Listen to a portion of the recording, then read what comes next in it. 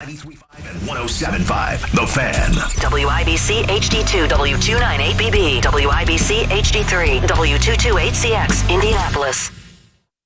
It's Kevin and Query. I throw, you catch. It's not that hard, okay?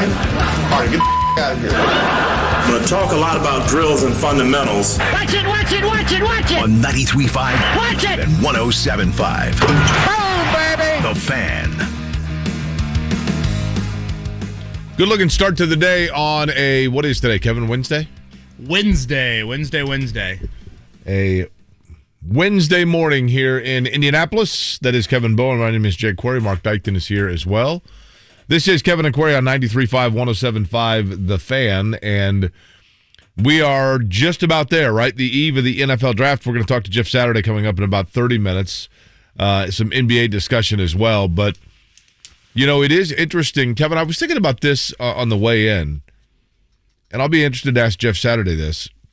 Do you think players already on the roster, they can say they don't, but do you think that they pay attention to, look at, scrutinize what positions are being discussed for the draft? I think in relation to their own team and those selections, without a doubt. Yeah. I mean, it's a human element, right? You know, if you played defensive end last year for the Colts and you saw Kwity Paye and Dayo Odengbo come off the board with the first two picks, you're like, man, that's not what I wanted to see. So, yeah, I mean, if you are the Ashton Doolans of the world, Kiki Kuti, you know, some wideouts on this roster, and all of a sudden the Colts go wide receiver, that is not the ideal scenario. So I think certainly they do that. The Colts are in the second week of their offseason program. I'm going to head up to West 56th Street later today. Again, nothing on the field with coaches until next week. That's when things start. One draft note I did want to mention, I would expect a large number of undrafted free agents this year for the Colts. Their roster is nowhere close to the 90-man limit right now. So as of 7 a.m. Wednesday morning, 7 draft picks for the Colts here this year. We heard Chris Bauer last night on the With the Next Pick series mention that trading back or moving around, I think was the phrase he used, would certainly be something that they would explore, but a whole lot of room for undrafted free agents if they want to go that path. Some Indy 500 news that I want to get to as well, Jake. Last night, I feel like when the Timberwolves got out of the play-in game, you and I were both like, what an awesome series this is going to be. Minnesota-Memphis, you know, like two of the smaller markets, young stars. We don't see them a whole lot on national television. And wow, has this one lived up to the hype? And last one being, oh boy, Anthony Edwards and John Morant. That'll be fun to watch for the next decade. I'm telling you, Edwards is one in particular. And this is why, Kevin, NBA scouts may be the best of any sport. Because it is amazing to me when I watch NBA games. So much of NBA scouting is just prognostication based on body type and obviously athleticism and other such things. But, you know, did Anthony Edwards wow the world during his time at Georgia? I don't know that I'd say that, right? But he got drafted. I mean, I didn't watch a lot of Georgia basketball, right?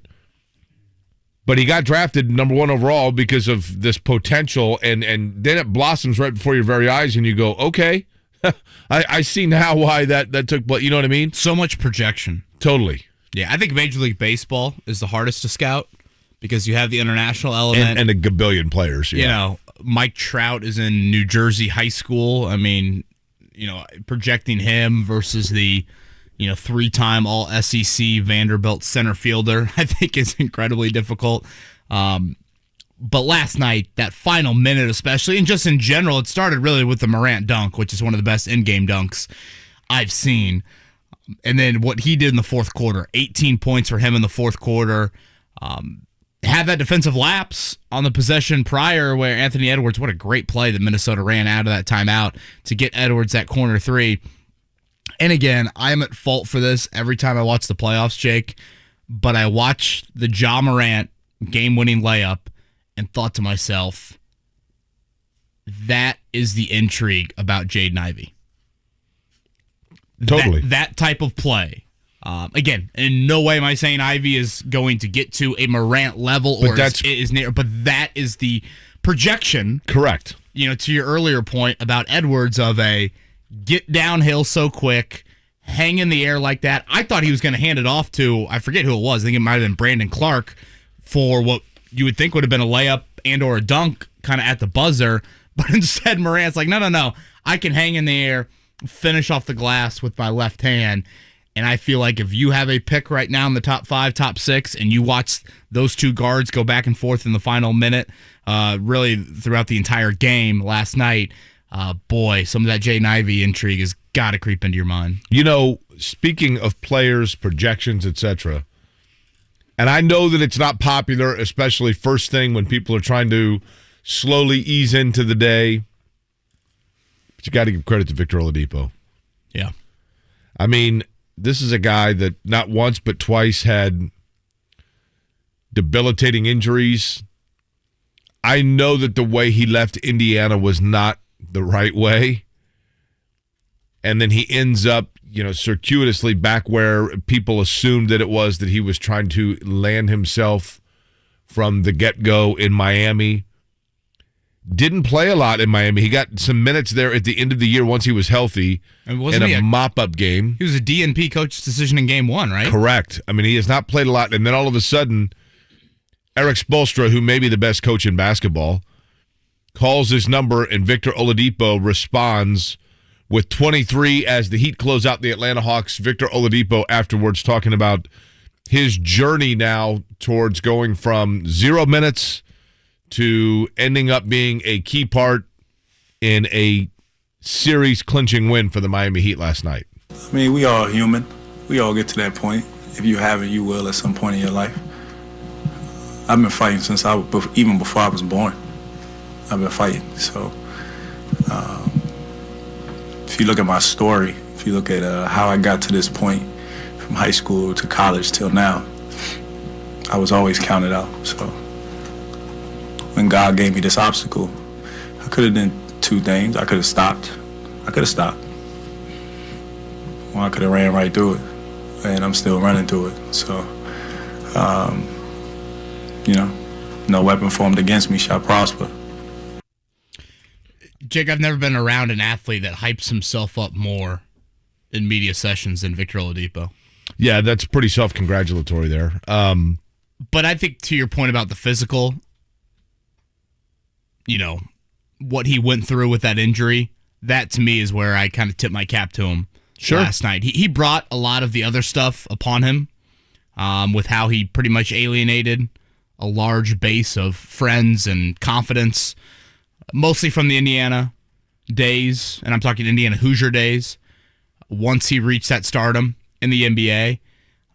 But that was a debilitating injury, especially for how he plays the game. It was such that foreign injury that we didn't really know anything about. The only real direct case study was Tony Parker in the NBA, and Tony Parker certainly didn't play the game anywhere near with the athleticism and just reckless abandon that Victor Oladipo at his peak was playing the game. But yes, to be a DNP coach's decision in game 1, to have the injuries to Jimmy Butler and Kyle Lowry, and all of a sudden you need him to play major minutes. Major tip of the cap to him last night, because it is one of those things where if they lose that one, Jake, a la what Philadelphia is going through right now. I mean, Philadelphia got up 3-0. Embiid injury. Now they've lost 2 in a row, one of those being at home. And now they're going to go to Toronto. I think it's tomorrow night, if I'm not mistaken. That is now game 6, where all the momentum is with the Raptors playing at home. They force a game 7. Anything can happen in game 7. Miami could have been in that position last night.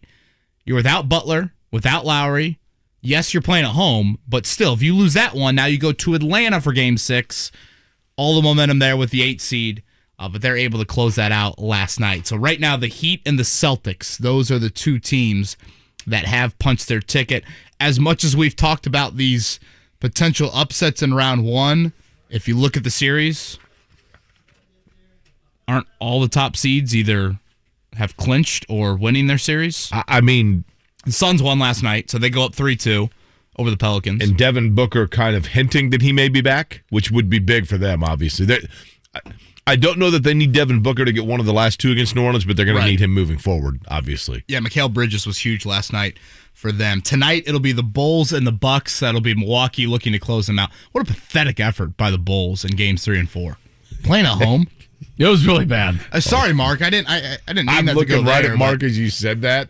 No. If looks could kill. I mean, splitting one of the first two, that's dream. And then Chris Middleton goes out. Middleton gets okay, hurt. let's build off Yeah. this. And then Oh, my gosh. clogged the toilet with how bad that was. Yeah, jeez. Sounds like you a couple weeks ago. Running All right, settle down over there. And then the Nuggets and Warriors, that is the nightcap tonight as the Warriors look to close that one out. Zach LaVine out now, too, by the way. Yeah, COVID protocols, right? Yep. By the way, real quick back to put a bow tie on the Oladipo discussion, Kevin. When Victor Oladipo was here, and then the first time that he got hurt, matter of fact, speaking of Miami, he went to Miami to rehab. And you're talking about the big injury, right? Yes, and the Pacers played in the playoffs against the Celtics. And Indiana asked him to come back for the playoffs to be on the bench. He missed his flight. And then ended up coming, he missed one of the games, ended up coming for game 4, I think it was.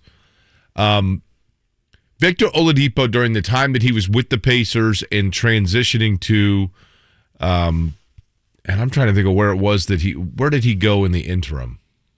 That he was there briefly. Was it Houston? Yeah. Mm-hmm. That was a 3-way trade that got Karis LeVert here. Right. During that time period, he did start to finally separate himself from some of the people who had been around him when he was here with the Pacers that were probably saying the wrong things in his ear with the wrong frequency.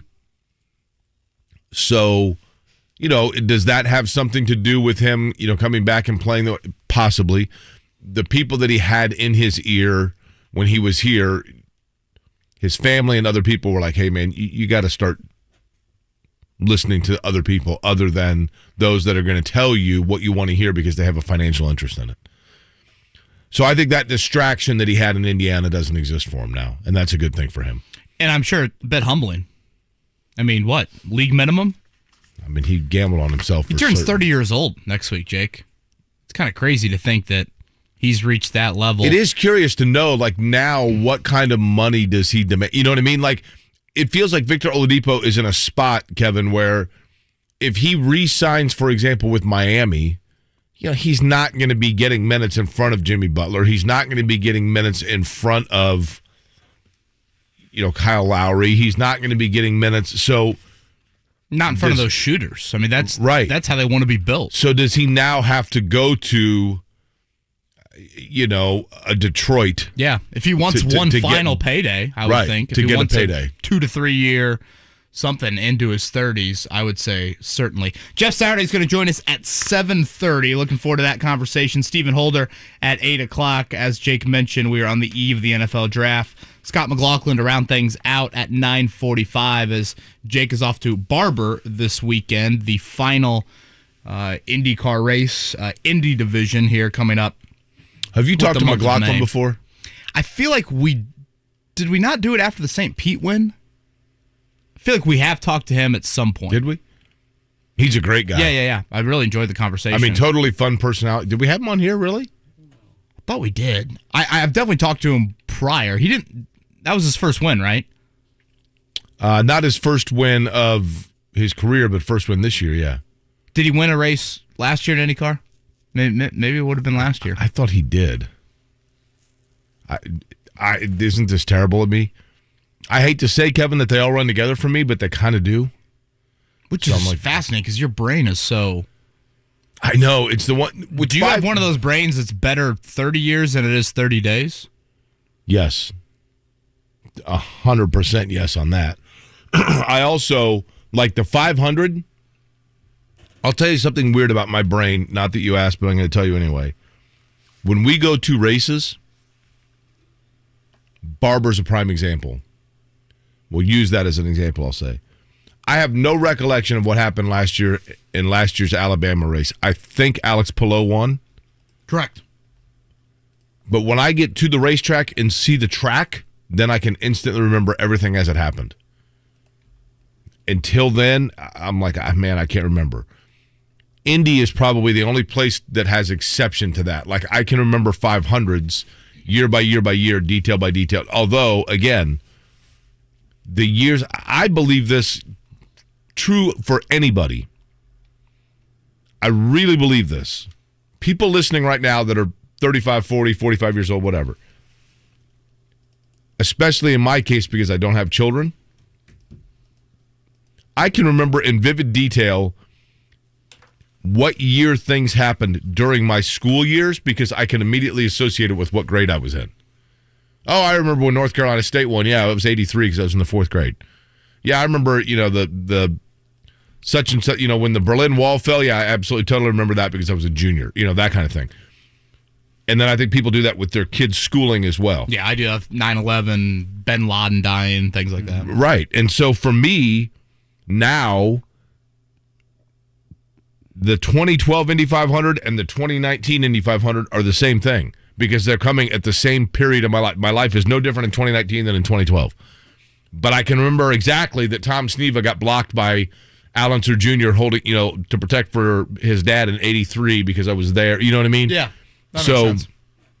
So therefore, but when I get to the tracks, then I can see it, and I'm like, I know exactly what happened there. The changes to qualifying for the Indy 500, not drastic.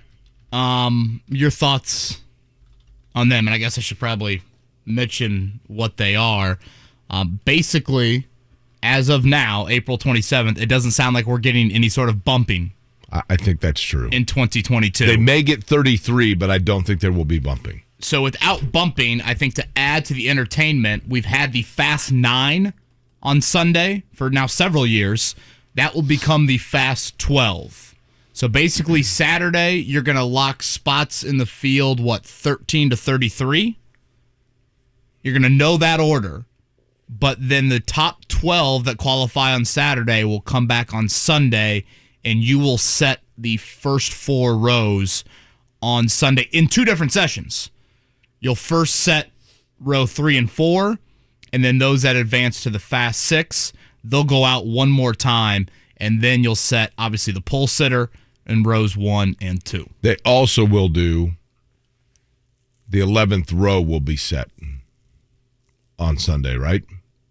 Positions 31 to each entry is guaranteed 1 attempt and can make multiple attempts until time expires for last chance qualifying 31 to 33. I think that's with the hope that there are 4 cars. Will they still do that if there's not a 34th car? Doesn't that seem kind of pointless?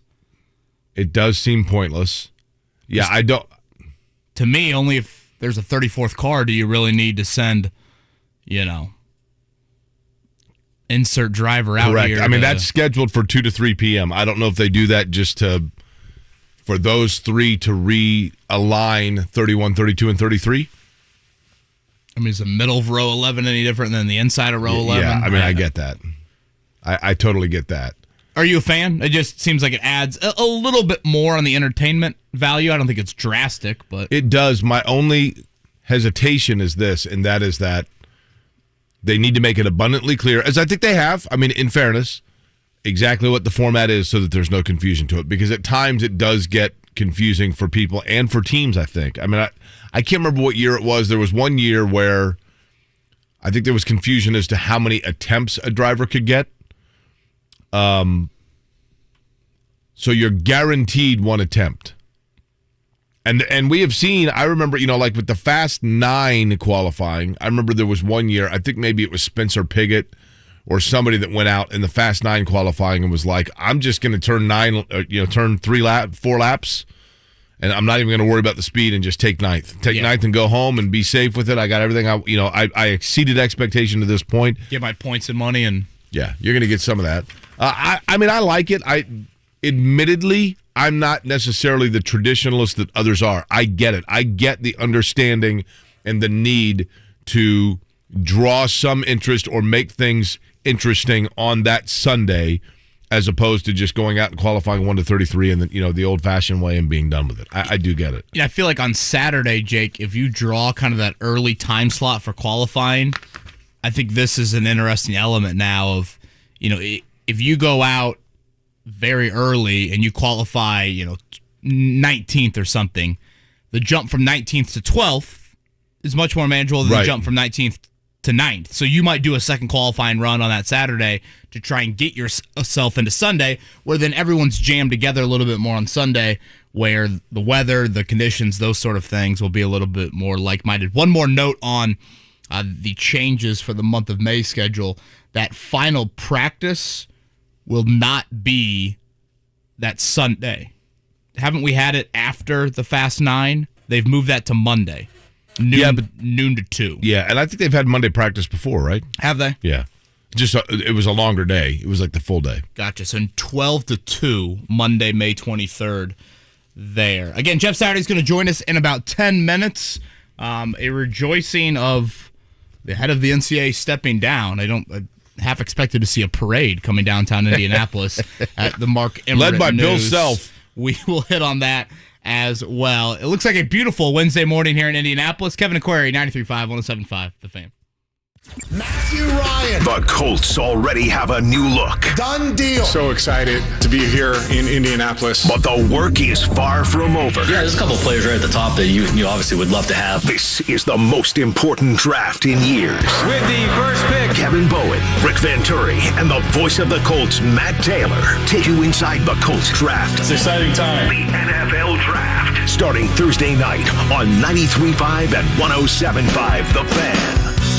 You need a lawn care pro and a pest control pro. You can have both in one guy. DoMyOwn.com will help you get there with pro products, pro knowledge, and pro support. DoMyOwn.com for the pro in you. The Mower Shop in Fishers has all your residential and commercial mowers, outdoor power equipment, parts, products, and service also at themowershop.com and 317-849-9500.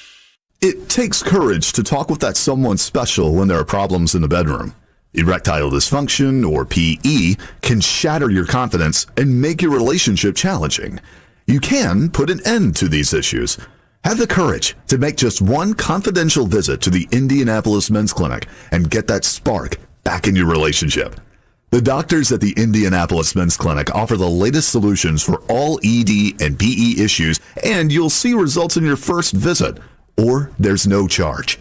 Call 999-9000 to meet with their licensed providers, no matter your age or your conditions. Diabetes, high blood pressure, prostate cancer, low testosterone causing your issue. It doesn't matter. They can help. Call the Indianapolis Men's Clinic at 999-9000. That's 999-9000 or online at indymensclinic.com. Have the courage to take that first step. Indianapolis Men's Clinic, your key to a better life. I'm Bob Burke, founder and chairman of Burke America Parts Group, a family of brands that includes RepairClinic.com, an appliance and HVAC parts solution company that's grown into an international brand. Before AmericanEagle.com, we partially launched a new technology platform developed by another firm. American Eagle helped take our technology to a whole new level with digital marketing, software development, and business insights into our key markets, appliances, HVAC, and outdoor power equipment, and did so both on time and on budget. AmericanEagle.com has the resources, experience, and talent needed to produce solutions.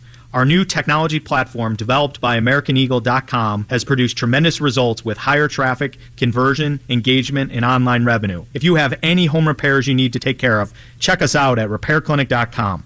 If you need a world-class website or technology project, then I would highly recommend AmericanEagle.com. Call AmericanEagle.com at 773-NETWORK. That's AmericanEagle.com, 773-NETWORK. Your neighbor Mark loves spring in Indy, but he hates to paint. So he called Rhino Shield. It's a two-story home built in 1992. Around 2001, looking at needing to paint, I heard a radio ad, with Rhino Shield, you won't have to paint again for another 25 years. That's because Rhino Shield's not paint, it's better. They're very professional. We had everything done. Everything that would typically be painted on a house was done, and it was very fast. All right, Indy, get the 25-year guaranteed protection of Rhino Shield right now for 15% off the regular price. It was done in 2001 and still going strong. From what I've seen on our home, they can easily offer a 25-year guarantee and not worry about it. Here's owner Shane Smith. This offer is limited, so call me at 888-RHINO-41. That's 888-RHINO-41. Don't paint. Don't vinyl. Go Rhino. No paint. Don't Rhino, go Rhino Shield. Never paint your house again. Rhino Shield. There's never been a better time to find out why BetMGM is the king of sportsbooks. Download the BetMGM app and place a $10 moneyline wager on any NBA playoff game. If any team hits a three-pointer in the game, you'll win $200 in free bets. Just use the bonus code THEFAN200. That's all one word, capital T, capital F, when you make your first bet. Sign up now and discover BetMGM's daily promotions, boosted odds specials, and more. Download the app or go to BetMGM.com, and again, use that code THEFAN200 to win $200 if either team hits a three in any NBA playoff game. Visit BetMGM.com for terms and conditions. Must be 21 years of age or older to wager. Indiana only. New customer offer. All promotions are subject to qualification and eligibility requirements. Rewards issued as non-withdrawable free bets or site credit. Free bets expire 7 days from issuance. If you or someone you know has a gambling problem and wants help, call 1-800-9-WITH-IT. Hi, honey. Just checking in for my trip. How's everything on the home front? John, a big storm just hit us and the power is out. The temperature in the house is already getting really uncomfortable. I can't make the kids dinner without power, and they aren't able to get their homework done with no internet. Don't get into a situation like this. Extreme weather and grid outages are becoming more and more common. You need to protect your family and your home from power outages. You need a Kohler backup generator that automatically kicks on when the power goes out. Just call 800-219-4389 for a free quote and $250 in savings. Unlike portable models, Kohler backup generators offer hands-off operation without the need to refuel. They automatically power your entire home, hassle-free. And with Kohler, you know you can trust this generator when you need it. Don't wait until it's too late and severe weather hits. Call 800-219-4389 for a free quote and $250 in savings. You can't afford not to call. Call 800-219-4389. That's 800-219-4389. 800-219-4389.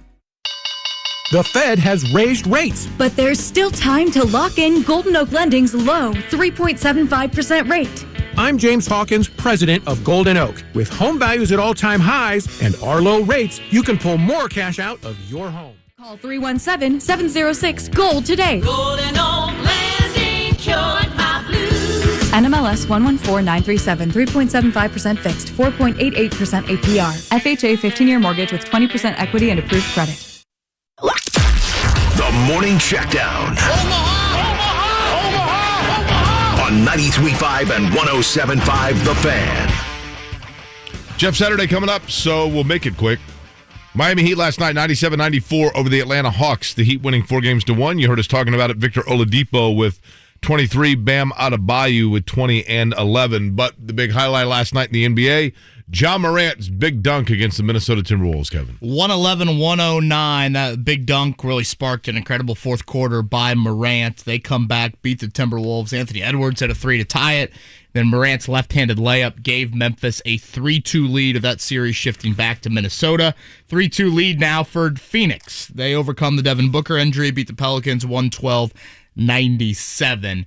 Tonight, Bulls and Bucks, 7:30. Nuggets and Warriors, 10 o'clock. Major League Baseball last night, it was Padres over the Reds, 9-6. Cubs, a 3-1 short end against the Atlanta Braves. Cardinals blanked by the New York Mets, 3-love. Milwaukee over Pittsburgh, 12-8. Indianapolis Indians, 4-0 winners over the Iowa Cubs. Jeff Saturday, NFL Draft discussion next. Kevin and Query, 93.5, 107.5 The Fan. Live from Las Vegas, it's the NFL Draft. Coverage begins tomorrow night at 7 on 93.5 and 107.5 The Fan. Hi guys, are you struggling with erectile dysfunction and sick of the pills? Well, today, Wednesday, April 27th, we're doing something unprecedented. Pine Grove Medical Clinic uses the most powerful form of wave therapy, shown by Cambridge to repair blood vessels and get rid of ED at its core. If you're ready to put a stop to your erectile dysfunction, call us now, and not only will the assessment and ultrasound be free, we'll also include something unique that produces immediate results in the bedroom. Guys, you will love it. And today only, we're offering 3 tune-up treatments to our patients free. This means that if you notice results fading, we'll retreat you free of charge. This is worth $1,000. Call today, Wednesday, April 27th, and qualify free. 317-552-1111. That's 317-552-1111. Put a stop to your erectile dysfunction and get your love life back. Call Pine Grove Medical Clinic now to qualify. This offer ends today. 317-552-1111. The Fed has raised rates. But there's still time to lock in Golden Oak Lending's low 3.75% rate. I'm James Hawkins, president of Golden Oak. With home values at all-time highs and our low rates, you can pull more cash out of your home. Call 317-706-GOLD today. Golden Oak Lending cured my blues. NMLS 114937, 3.75% fixed, 4.88% APR. FHA 15-year mortgage with 20% equity and approved credit. Cinco de Mayo is next week, so be sure to stock up at Payless Liquors. Half gallons of Patron Silver, only $99.99. Modelo 24 packs, $33.99. And Estrella 24 packs, just $24.99. Plus, the first wine class of the year is May the 4th at the Payless Liquors Adams Street store. Seating is limited and going fast, so call 317-815-5641 to make your reservation. Payless Liquors, 26 family-owned locations. They're open 7 days a week, and they're online at PaylessLiquors.com. Don't pay more, get more, and pay less at Payless Liquors. We buy any car. We buy any car. We buy any car. Any. Trading in or selling your car, truck, or SUV? WeBuyAnyCar.com takes the hassle out of selling in just 3 easy steps. 1. Get your free online valuation. 2. Drive to your local car buying center. And 3. Walk out with your check in as little as 30 minutes. So don't wait. Get your free online valuation now at WeBuyAnyCar.com. Find out how much your car's worth at We Buy Any Car. Business owners, are you feeling boxed in by the pressures of running your business? Remote workforces, HR compliance, retaining top talent. The list goes on. Fortunately, there's Insperity. They put 30-plus years of HR experience to work, offering your employees competitive benefit options while lightening your HR load. With Insperity, nothing seems impossible. Full-service HR, employee benefits, HR technology, Insperity. HR that makes a difference. It takes courage to talk with that someone special when there are problems in the bedroom. Erectile dysfunction, or PE, can shatter your confidence and make your relationship challenging. You can put an end to these issues. Have the courage to make just one confidential visit to the Indianapolis Men's Clinic and get that spark back in your relationship. The doctors at the Indianapolis Men's Clinic offer the latest solutions for all ED and PE issues, and you'll see results in your first visit, or there's no charge. Call 999-9000 to meet with their licensed providers, no matter your age or your conditions. Diabetes, high blood pressure, prostate cancer, low testosterone causing your issue. It doesn't matter. They can help. Call the Indianapolis Men's Clinic at 999-9000. That's 999-9000, or online at indymensclinic.com. Have the courage to take that first step. Indianapolis Men's Clinic, your key to a better life. Have you been lied to? Lied to by Washington politicians and the Wall Street propaganda machine? Financial authors Brett Skipper and Dennis Parrish from right here in Indianapolis want to give you a free copy of their new book, Crash Proof Wealth. Because according to Time Magazine, Wall Street's retirement plans and 401ks have failed millions of Americans. After seeing the last market crash over 39%, they said enough. And they've discovered a way to grow money potential double digits, reduce taxes dramatically, and when the next market crash hits, you lose nothing. Call the Spectrum Financial Group now to get a free copy of the book and talk to the authors personally to discover this little-known strategy to get potential double-digit growth during good years and never lose when the next stock market crash hits. Call 1-800-503-2828 to discover this asset that people like Walt Disney and JCPenney use to grow wealthy. They'll even cover shipping and handling, no credit card required. Call 1-800-503-2828. That's 1-800-503-2828. 1-800-503-2828. It's Super Cash time at Old Navy. Right now, redeem your $10 in Super Cash and save $10 on every $25 purchase. Use it on everything. Run to Old Navy or OldNavy.com today. Valid 4/23 through 5/1. Excludes gift cards and clearance. See OldNavy.com/supercash for more details.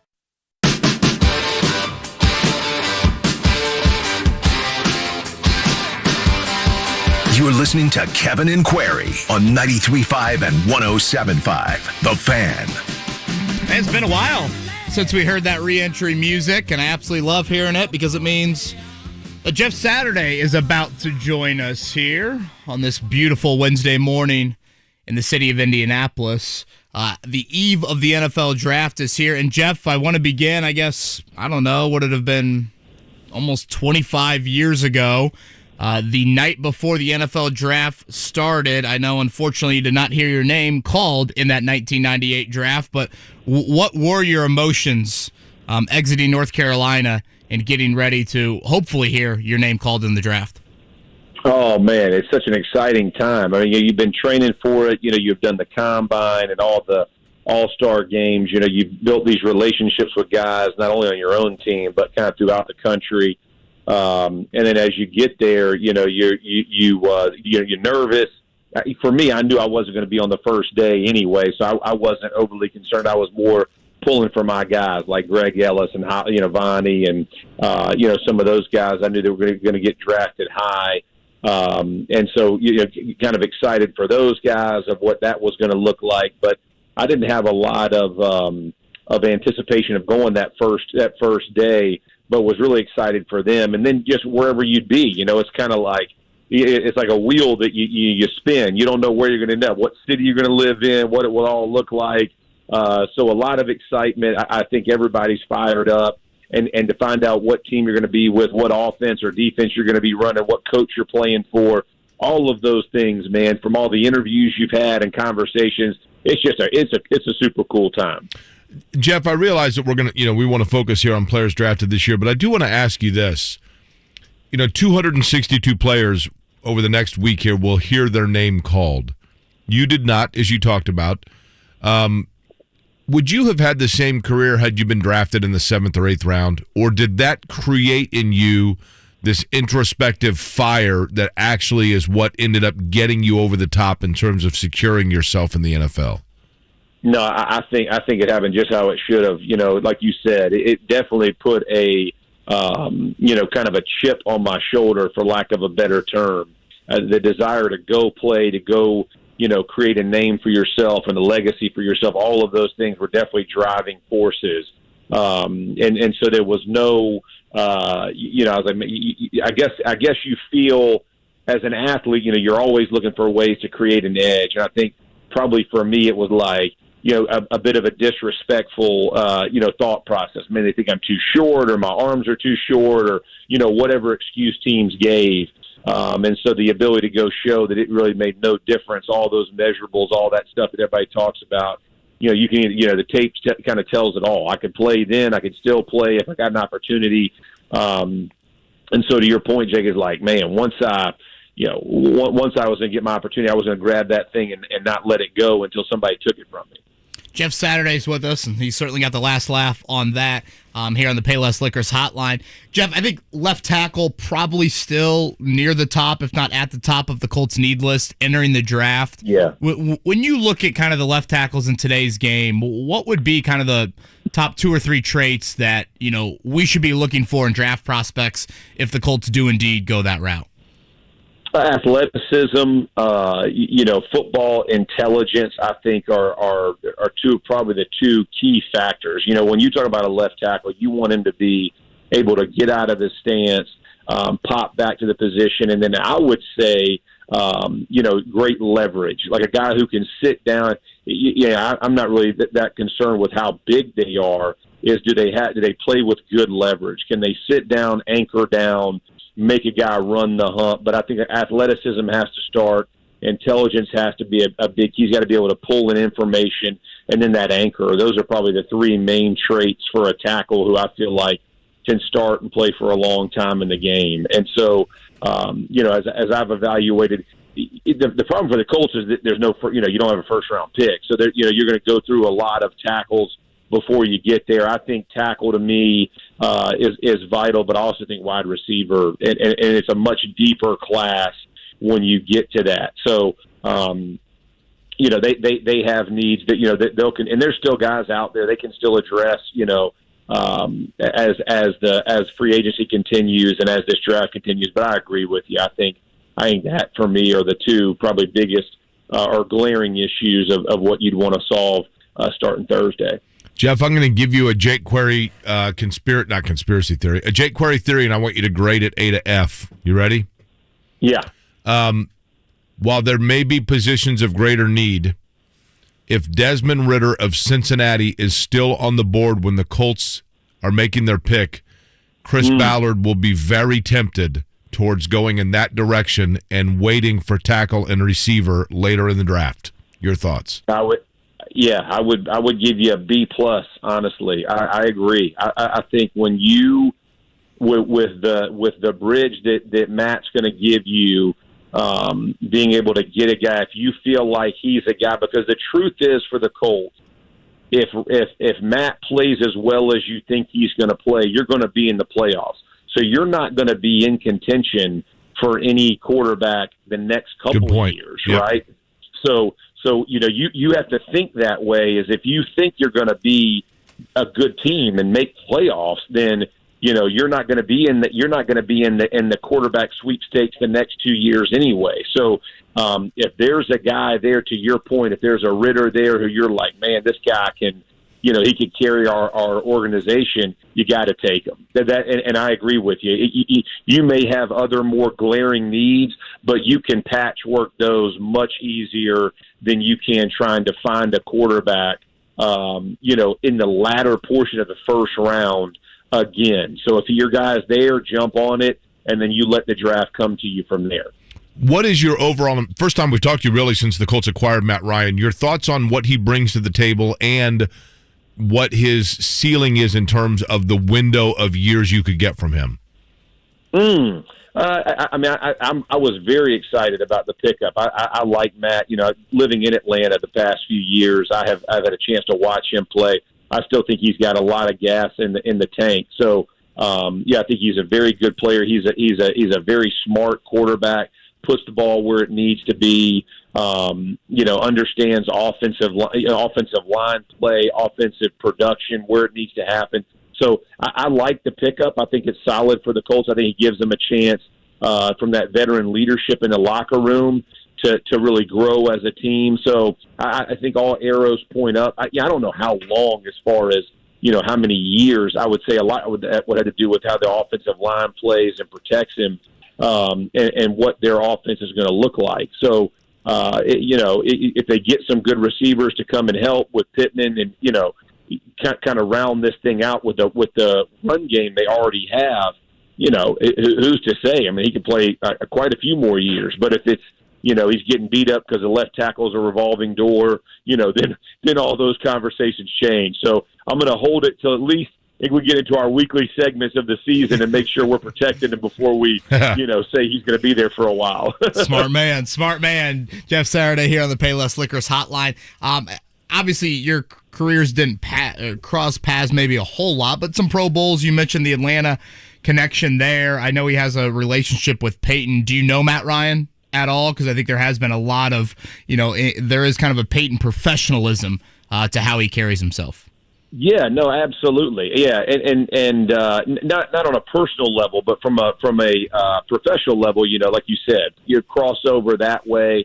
I would say he is very matter of fact as a player, which I think is very Peyton-esque. You know what I mean? Like, gets up there, he's not going to blow a lot of smoke. It's going to be, hey man, this is what we got to do to get better.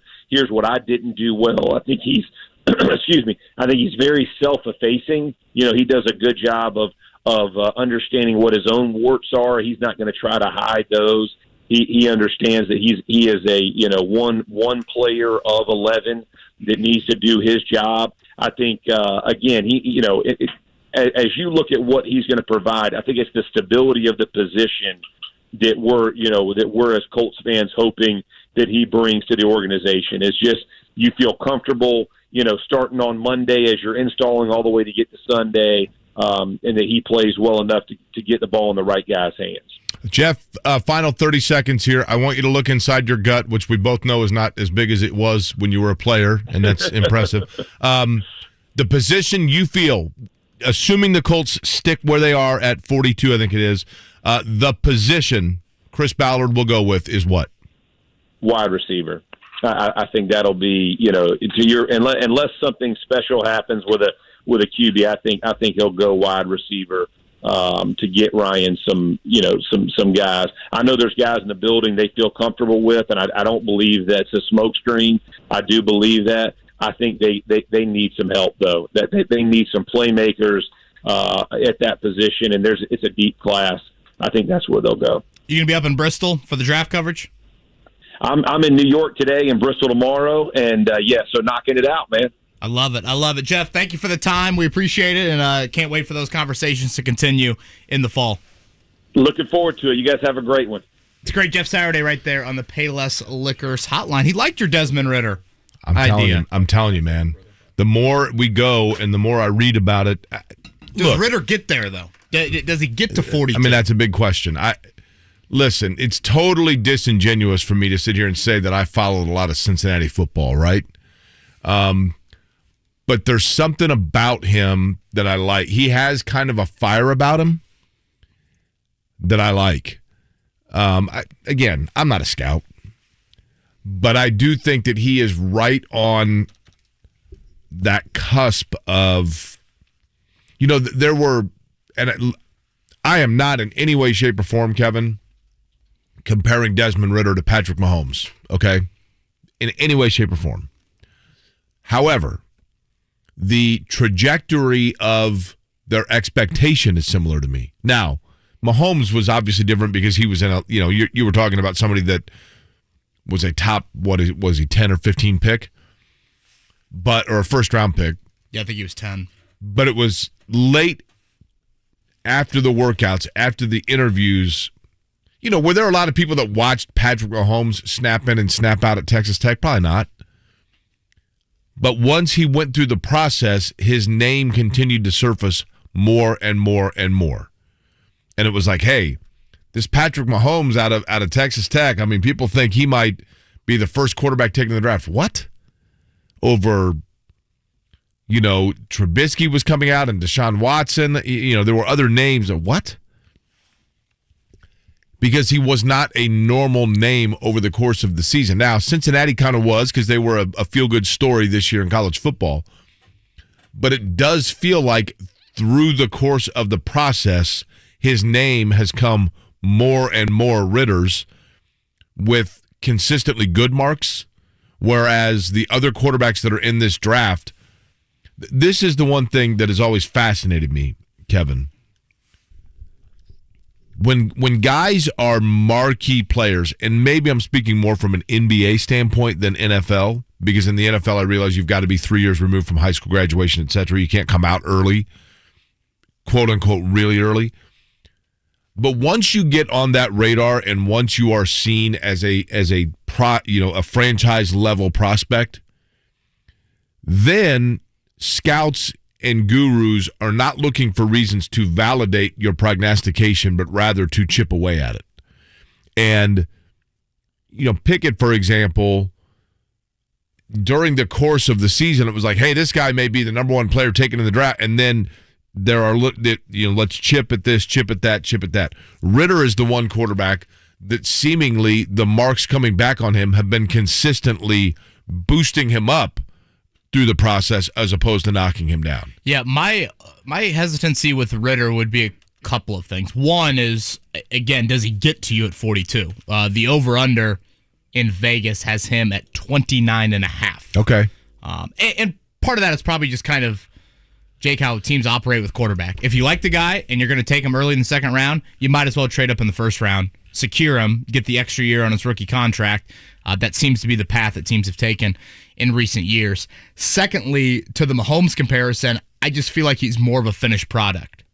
Mahomes, I thought there was intrigue, there was the arm talent you certainly can't teach, and there was there is a ceiling up there that is much, much higher than a lot of QBs that come out. Ridder started for 4 years, right? At Cincinnati, he's 23 years old. I don't want to get too deep in the woods with age and whatnot, but I just think he's a little bit more of a complete prospect, which gives some teams comfort. But I think if you're looking for intrigue, which to me, that's how the Colts need to view quarterback. It's when you do make that choice, you need a incredibly talented, raw prospect that you develop and gives you the potential to be a top 5, top 7 QB for years to come. I mean, here's one thing that has him going in the first round now, Ridder. I've not seen him in the first round before now. Didn't Deontay Lee have him really early? I feel like he mentioned that yesterday. I thought he had him. Did he have him like 13, I want to say? I'll see if I can pull that up. I know Deontay Lee in his mock, he'd had Kenny Pickett falling out of round 1. But it seems like the consensus is 3-ish quarterbacks will go. You guys, and I guess you brought this up with Jeff, Jake, on taking a QB this year, and Jeff brought up, well, if you make the playoffs next year, you're going to be drafting late, and there's difficulties and hurdles you have to clear to get a quarterback then. I would say this, and again, I believe quarterbacks should be on the board. When the answer is 37 years old and the backup's a 6th-round pick, you always got to look at quarterback. Devil's advocate would say this, though, about next year's draft. Yes, you might be drafting late into the 20s if you make the playoffs, but remember, you've got that additional, potentially 2nd-round pick. It's either going to be a 3rd or a 2nd from Washington. So you're in a position next year with a deeper quarterback class and that additional draft pick, whereas this year, if you take Ridder or if you trade up for a quarterback, the chances of adding a wideout, tight end, or left tackle to help you out almost go out the window. If you were, Kevin, a top, I'm going to go, so taking position out of it, let's just say you're a center.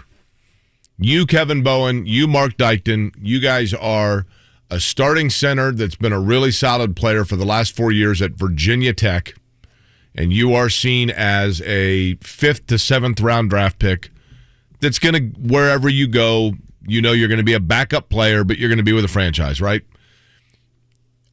If you factor in, I've asked you guys this before, I think, but I always get fascinated by this on draft eve. If you factor in stadium, fan base, cost of living, weather, and overall franchise, tell me the 4 teams that when they're on the clock, you're saying to yourself, I just assume they pass on me here. I don't really, I know it's the NFL, but my name's eventually going to be called. I don't really want it to be there. Mark Dykton, yours. Where I don't want to go? Yes. Is a factor like wins and losses and what the depth chart looks like? Because take the depth chart out of it. I just, wherever you go, for a fact that wherever you go, you're going to be Danny Pinter. You're going to be a plug-in, you know what I mean? How many do you want from me? 4. Mark, you have a list of 20 over there? 27. I've got all 3. No. By the way, Jeff Saturday's on TV right now. I know. Yeah, he doesn't mess around. That was quick. Detroit, Houston. Give me Atlanta. Really? 3. Okay. Yeah. I guess there's Magic City. I can get some wings and some entertainment. And then probably one of the New York teams, just because that's a lot of drama. Okay. Yeah, Kevin? I'd probably go Detroit, Houston. I'd probably go Jacksonville. Yeah, good call. I mean, Jets or Giants.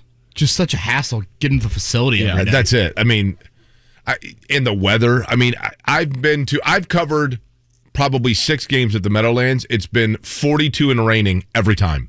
I don't know if I want every time. If I want to be a commander either. Yeah, that's a good point. Maybe that's just some Carson Wentz. There's a little dysfunction junction. Yeah, that too. Where would be yours? Listen. You probably want to go to a USFL team. I'll Let me tell go you to this. Birmingham. I've told this story 20 times, I realize, but I'm sitting there when I had my heart attack in Mottman. I said to him, who's your favorite NFL team? This is while we're waiting to go into the cath lab, and I'm gray. I look like an elephant sweating profusely. And he said the Lions, and I said, you should take a picture of me right now. And he's like, what are you talking about? You're having a massive heart attack. And I said, I know, but the rest of your life, people are going to ask you what it's like to be a Lions fan, and you should take a picture of me right now, and that answers the question in photo. And he's like, dude, you got some issues. You still had your sense of humor. Yeah. So Lions would be number 1, undoubtedly. I think Houston would be cool. They got cool uniforms. They got that big Fiesta grocery store right across from. Oh, well, the grocery store, that's a big selling point right there. They have a Buc-ee's. They do have Buc-ee's. Houston ain't terrible. Nobody comes to your games, and the city's so spread out. I would not want to play for the Jets, just for the reasons you talked about. I mean, where are you going to live? You got to. For that matter, I don't know that I'd want to play for the Eagles. Even though it's a decent franchise, I don't know. And Philly's a cool city, but the weather is just so bad. I like Sirianni. I think he'd be fun to play for. Is weather much worse than anywhere else in the Midwest or I'll tell East you, Coast, though? What's that? Certainly prospects are saying that about Indianapolis. Can you imagine the weather? Remember the weather during the Combine? Minneapolis is a great city, but I don't know that I want to live there in January, right? Oh, gosh. Hell. And it's a great city. Speaking of Magic City, they got a lot of entertainment there, too. Probably November. Well, I was yeah. like, wow, there's Prince's house, and there are a lot of strip clubs here. And we'll see if Game 6 they have another. Mark, I didn't know. Do you run like a Yelp page for strip clubs? I should. They did, and Jeff mentioned this briefly. The Colts did have a free agent visitor yesterday, a left tackle, actually a Purdue product, Dennis Kelly. Man with two first names. Kelly has 51 career starts in his NFL career. Was in Tennessee for quite a while there. I think some fans would maybe vaguely remember him of being a reserve tackle for the Titans there. Pretty much has been a right tackle in his career, though. So I know a lot of people saw that, and they're like, oh, I know that name, local. Oh, I know that name because he started games in the NFL. To me, he's an older Sam Tevy or Julian Davenport. I don't know, maybe your third tackle, fourth tackle, which, frankly, the Colts need bodies right now at that spot. They don't have quality or quantity at tackle. So Dennis Kelly in for a free agent visit for the Colts. Still a couple draft scenarios to get to. Let's go maybe trade route today. We looked at short-term and long-term yesterday. We'll look at the trade route because we know Chris Ballard is active in that, and he might have hinted at that last night. We'll play that audio in a little bit. Stephen Holder from The Athletic going to join us next here. Kevin Aquari on a Wednesday. The Ride with JMV. Bobby Marks of ESPN. How do you think they're going to end up, Kevin Pritchard and company, handling this offseason? There's a foundation there. I think they're in better shape than some other teams that have been going through this, but it's just a matter of how they prioritize Brogdon. What do you do at cap space? Miles going into the last year of his contract, and then, of course, it starts with the draft in June. The Ride with JMV. Weekdays 3 to 6 on 93.5 and 107.5. The Fan. You want to do your own lawn care and pest control, but you're not sure if you can get pro results? You can with DoMyOwn.com. They have pro products, the pro knowledge, and the pro support you need to use them. DoMyOwn.com for the pro in you. Hi guys, are you struggling with erectile dysfunction and sick of the pills? Well, today, Wednesday, April 27th, we're doing something unprecedented. Pine Grove Medical Clinic uses the most powerful form of wave therapy, shown by Cambridge to repair blood vessels and get rid of ED at its core. If you're ready to put a stop to your erectile dysfunction, call us now, and not only will the assessment and ultrasound be free, we'll also include something unique that produces immediate results in the bedroom. Guys, you will love it. And today only, we're offering 3 tune-up treatments to our patients free. This means that if you notice results fading, we'll retreat you free of charge. This is worth $1,000. Call today, Wednesday, April 27th, and qualify free. 317-552-1111. That's 317-552-1111. Put a stop to your erectile dysfunction and get your love life back. Call Pine Grove Medical Clinic now to qualify. This offer ends today. 317-552-1111. This is May. Racing ignites May 14th with the GMR Grand Prix as the stars of the NTT IndyCar Series rip through the twists and turns of the IMS road course. The 21st and 22nd, drama, speed, and excitement with qualifying in the Fast 9. Then Indy's biggest party, Miller Lite Carb Day, returns with Kings of Chaos and Rick Springfield on the 27th. And all roads lead to the 106th running of the Indy 500 presented by Gainbridge on Sunday, May 29th. Come back home again. Tickets at IMS.com. It takes courage to talk with that someone special when there are problems in the bedroom.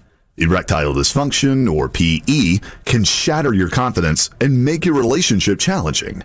You can put an end to these issues. Have the courage to make just one confidential visit to the Indianapolis Men's Clinic and get that spark back in your relationship.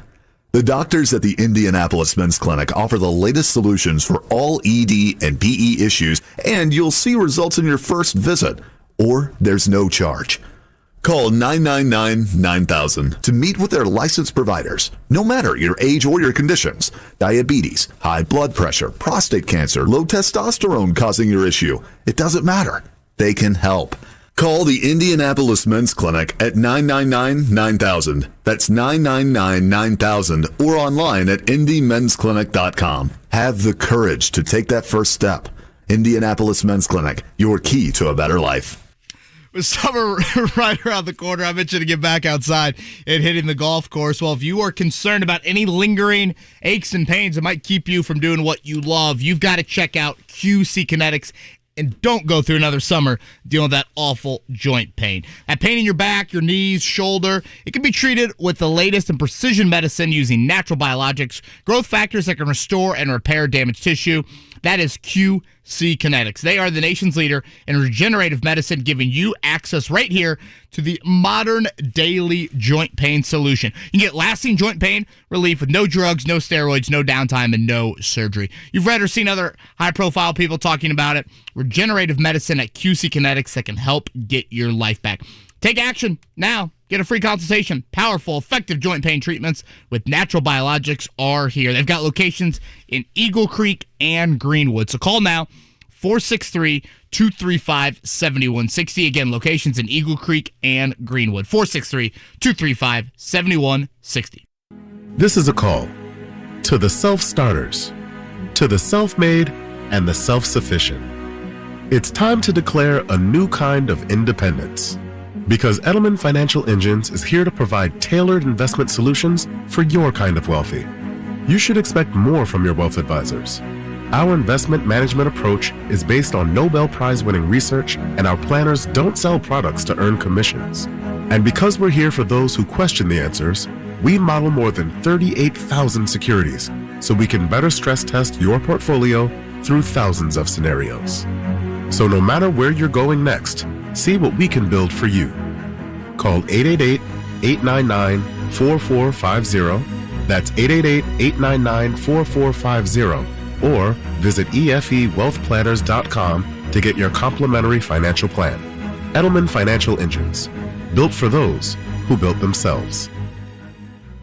93.5 and 107.5, The Fan. WIBC HD2 W298BB, WIBC HD3 W228CX, Indianapolis. Day before draft day, we're going to talk a ton about the drafts with Mike Chappell and also Jim Nagy, executive director of the Reese's Senior Bowl. Always a great reference for draft day. Yeah. Draft day, Johnny Manziel. It's Kevin and Query on 93.5 and 107.5, The Fan. Yes, okay. Signs your draft day song wasn't totally on point. Your example is Johnny Manziel. 8 o'clock hour in Indianapolis, 8 o'clock hour everywhere in the Eastern Time Zone. Another one of the bandwagons Drake jumped on and then I believe had to jump off. Speaking of bandwagons with Johnny Manziel, I rode a plane with him once on my way to the Long Beach race. This had to have been 5 years ago. I get on the plane, and I just remember, as you board a plane as a commoner, you see the people that are already seated in first class. Is that the Vanderbilt nickname? What was the word that you used there? That's Commodores. Oh. Name for Lionel Richie, actually. Commoner. So I'm getting on the plane, and I see the first class folks, and I see a guy sitting in first class that was leaned against the window, but he had his hand up over his eyes, and I'm like, that guy's got a Rolex tattoo on the palm of his hand, or on the back of his hand. That's kind of weird. And then I'm like, wait a minute, that's Johnny Manziel, who was bigger than I would have guessed. And that was the weekend. He was on his way to Southern California for Coachella, where he trashed an Airbnb. I think that just took place this year. Yeah, the that's 2022 version. Guns N' Roses played there, and I was like, oh, I should go to Coachella to see Guns N' Roses. Probably. I think I would have stuck out. Yeah, I was going to say. I didn't go to Burning Man either. You might as well walk into the snake pit, a Sunday, May 29th this year, whenever the 500 official date is. I wouldn't stick out at all, right? Stephen Holder hopefully joining us here in a few minutes. If you missed the Jeff Saturday interview, we'll replay some of that back in the 9 o'clock hour. Jake, I thought about this. If you had to take the bet right now, wide receiver or the field with the first pick for the Colts, where would you go? I'd take the field. Just based on wide receiver, left tackle, or the field.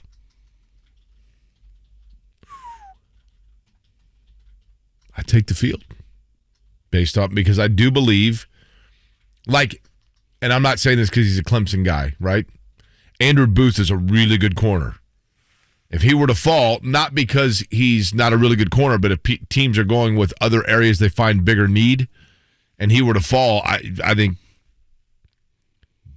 Ballard could be tempted, or at safety. If there's, in other words, what I'm getting at, Kevin. I would have corner somewhat high. I agree with your point, but I do think that Ballard, and I think this is the right approach.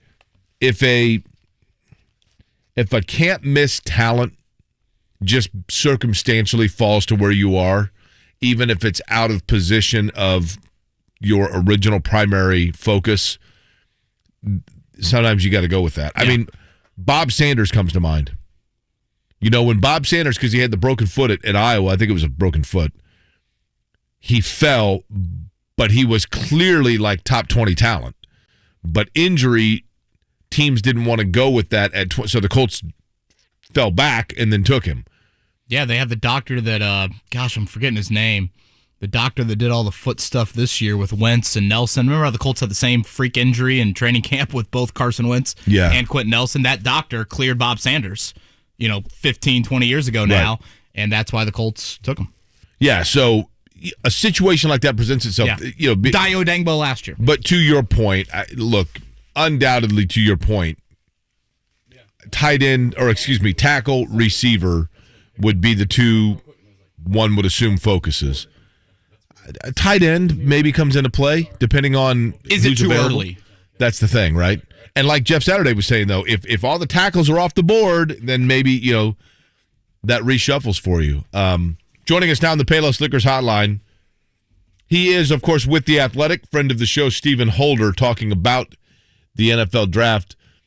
Stephen, I'll ask you what Kevin just asked me. If you had to, if you're in Vegas right now, and this would be an excellent thing to do in Vegas. If they just had a table in front of you, just like roulette, and you had your chip and it had the Colts logo on it, and you had to put it on a position, and as the pick is being called at 42, assuming they stay there, if it matches the position you put your chip on, then you win.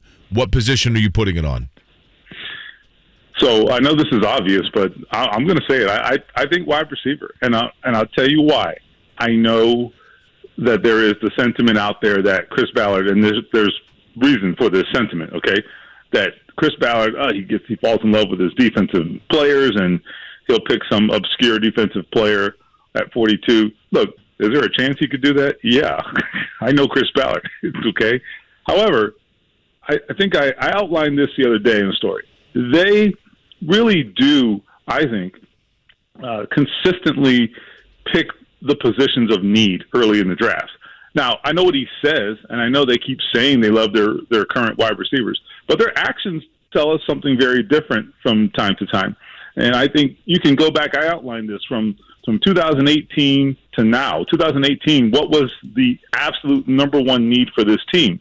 It was offensive line. They picked Quentin Nelson and Braden Smith within two of their first three picks. Last year, for example, they needed pass rush. They picked Kwity Paye and Dayo Dangbo with their top two picks. Like they doubled down in many cases. They did that I would say in to some respect, or in some respects, in 2020. Michael Pittman. We knew they needed a receiver, and Michael Pittman was their first pick. So they have tended to, early in the draft, check the box and pick the position of need, even though they talk round and round and round about winning in the trenches and with defense and all that. So we'll see if that holds, but I think that's the logical way to look at it. Steven, not to turn this into a gambling segment, but I guess with the draft in Vegas and how Jake started things off, we might as well continue down that path. Let's say I've given you 10 chips, and in front of you, you can place your chips, any amount, on wide receiver, trade back, or the rest of the positions. We'll call that the field. How would you divvy up those chips in relation to 42 overall? Wide receiver, a trade. Let's go trade back in this scenario, and then you get all the rest of the positions, non-wide receiver or trade. Yeah. I think I'm probably going 5 of those chips on wide receiver.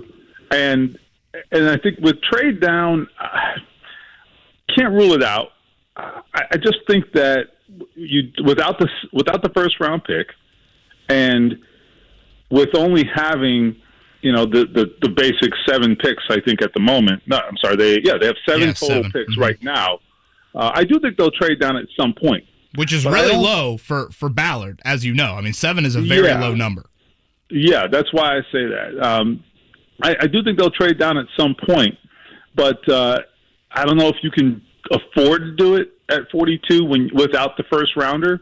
I think you look at the times where he's traded back, He's done it with a first-round pick, so you have a little bit of, not house money. We're really going off the deep end here with these references, but you have a little bit to work with. When you have that first-round pick, you can take some liberties, and I think they're perfectly comfortable not picking in the first round. They have demonstrated that, right? This is going to be the third time in 6 years. But I don't see this as a big trade down position at 42. I think if it's a trade down, it's not far. It's one of those sort of, you go several spots because you pick up a fifth and you can probably still get the guy you're targeting. They've done that. But I don't see them going far if they trade back. So to answer your question, I think just a couple of chips on trade down, and I think the rest on the field, that would leave, I guess, 3 on other positions. So that's kind of how I would lay it out. 5 on receiver, 5 chips on receiver, 2 chips on trade down, and 3 on the field. Stephen, when you have been kind of assessing this draft, listening to conversation, is there a position in this draft that the depth of player available has maneuvered one way or the other from going into the process? In other words, before the combine, let's say, is there a position that was thought to be a shallow one that now people realize is deeper in prospect than was expected, or vice versa? Anything that jumps out at you in that regard? Mm-hmm. I don't know if it's hard to say if it's changed, but I will tell you just, my assessment and how it's unfolded at some of these spots. I would say offensive tackle I didn't think it was really strong, but it's strong at the top. There are some, but I don't think they're going to be in a great position to get a starting caliber tackle in the second round, which also I think sort of solidifies my projection at wide receiver, because I think that's the other spot, right? And I know that wasn't a Colts question per se, but I'm just thinking about it in Colts terms. I think, that's the other spot that we've talked a lot about for obvious reason. It's really important. They don't have an experienced starter there, so I think we understand that. But I don't know that that's going to be something they can solve at 42. It just doesn't look that way. I think last year there were some options. And this doesn't seem, it may be top heavy at offensive line, or at offensive tackle. I think this draft, I think is more top heavy at offensive tackle. But I don't know that the depth at offensive tackle is there. And I think that's a problem for the Colts, unfortunately. He's Stephen Holder from The Athletic, and he's with us here on the Payless Liquors hotline. Stephen, in your eyes, when would a quarterback draft selection for the Colts become kind of a wasted pick? And, wasted might not be the term to use. I feel like when you don't have the long-term answer, in my opinion, nothing is ever wasted at quarterback. But when does it become like, well, don't you already have Sam Ehlinger? Like, that, at what point in the draft are you there? Yeah, it's a good question. I've kind of thought about this. I think at 42 and 73, their first 2 picks, second round, third round, I think it can be on the table there, right? I don't anticipate it at 42 unless there's just some scenario I can't envision, in terms of someone falling really far, right? But I think the combination of Matt Ryan giving them probably multiple years and Sam Ehlinger clearly being someone they are very fond of. I don't know if the kid can play, but they seem to like him, and that has to matter, right? That has to matter. I do think that once you get beyond the third round for me in this draft, I do kind of think, what's the point? Because, I think if there's someone there who you just see as a much better option as a number 2, behind Matt Ryan over Sam Ehlinger, then I see the logic there, right? Because, you do need to have a reliable backup. At the same time, tell me the last time Matt Ryan's missed a game, number 1. Number 2, it kind of doesn't matter if your quarterback gets hurt. You know what I mean? Like, it just doesn't matter. Yeah. So I agree. I think they have other needs. I think they can get more value at those other spots, because to think that you are getting a potential starter beyond 73, I think we're wasting each other's time having that conversation, right? So let's just, stay on track, take care of your other needs, and quarterback will be what it will be. I think once you get past 73, that's a wasted conversation for me. Steve, I feel like this time last year there was maybe a flicker of a Justin Houston re-signing, and then boom, Kwity Paye, and then to a lesser extent, Dayo Dangbo happened, and there goes Justin Houston. Any chance of him coming back? Where do you think things stand T.Y. Hilton related right now? Do you think if they went wide out at all in round 2 or round 3, that would close the door on Hilton? How similar do you view it in kind of the Houston situation of last year? Granted, 2 very different players and very different, impacts here in Indianapolis. Yeah, that is interesting because I think that's a real thing. I mean, like I'm working on a 7-round mock draft here for the Colts right now, and one of my considerations is how heavy to go at wide receiver, because I think you can make an argument to go really heavy, particularly with some of the earlier picks. And so let's say that happens. Is there room for T.Y. Hilton? I think there's room, but I mean, what is the need at that point, I guess, is the question.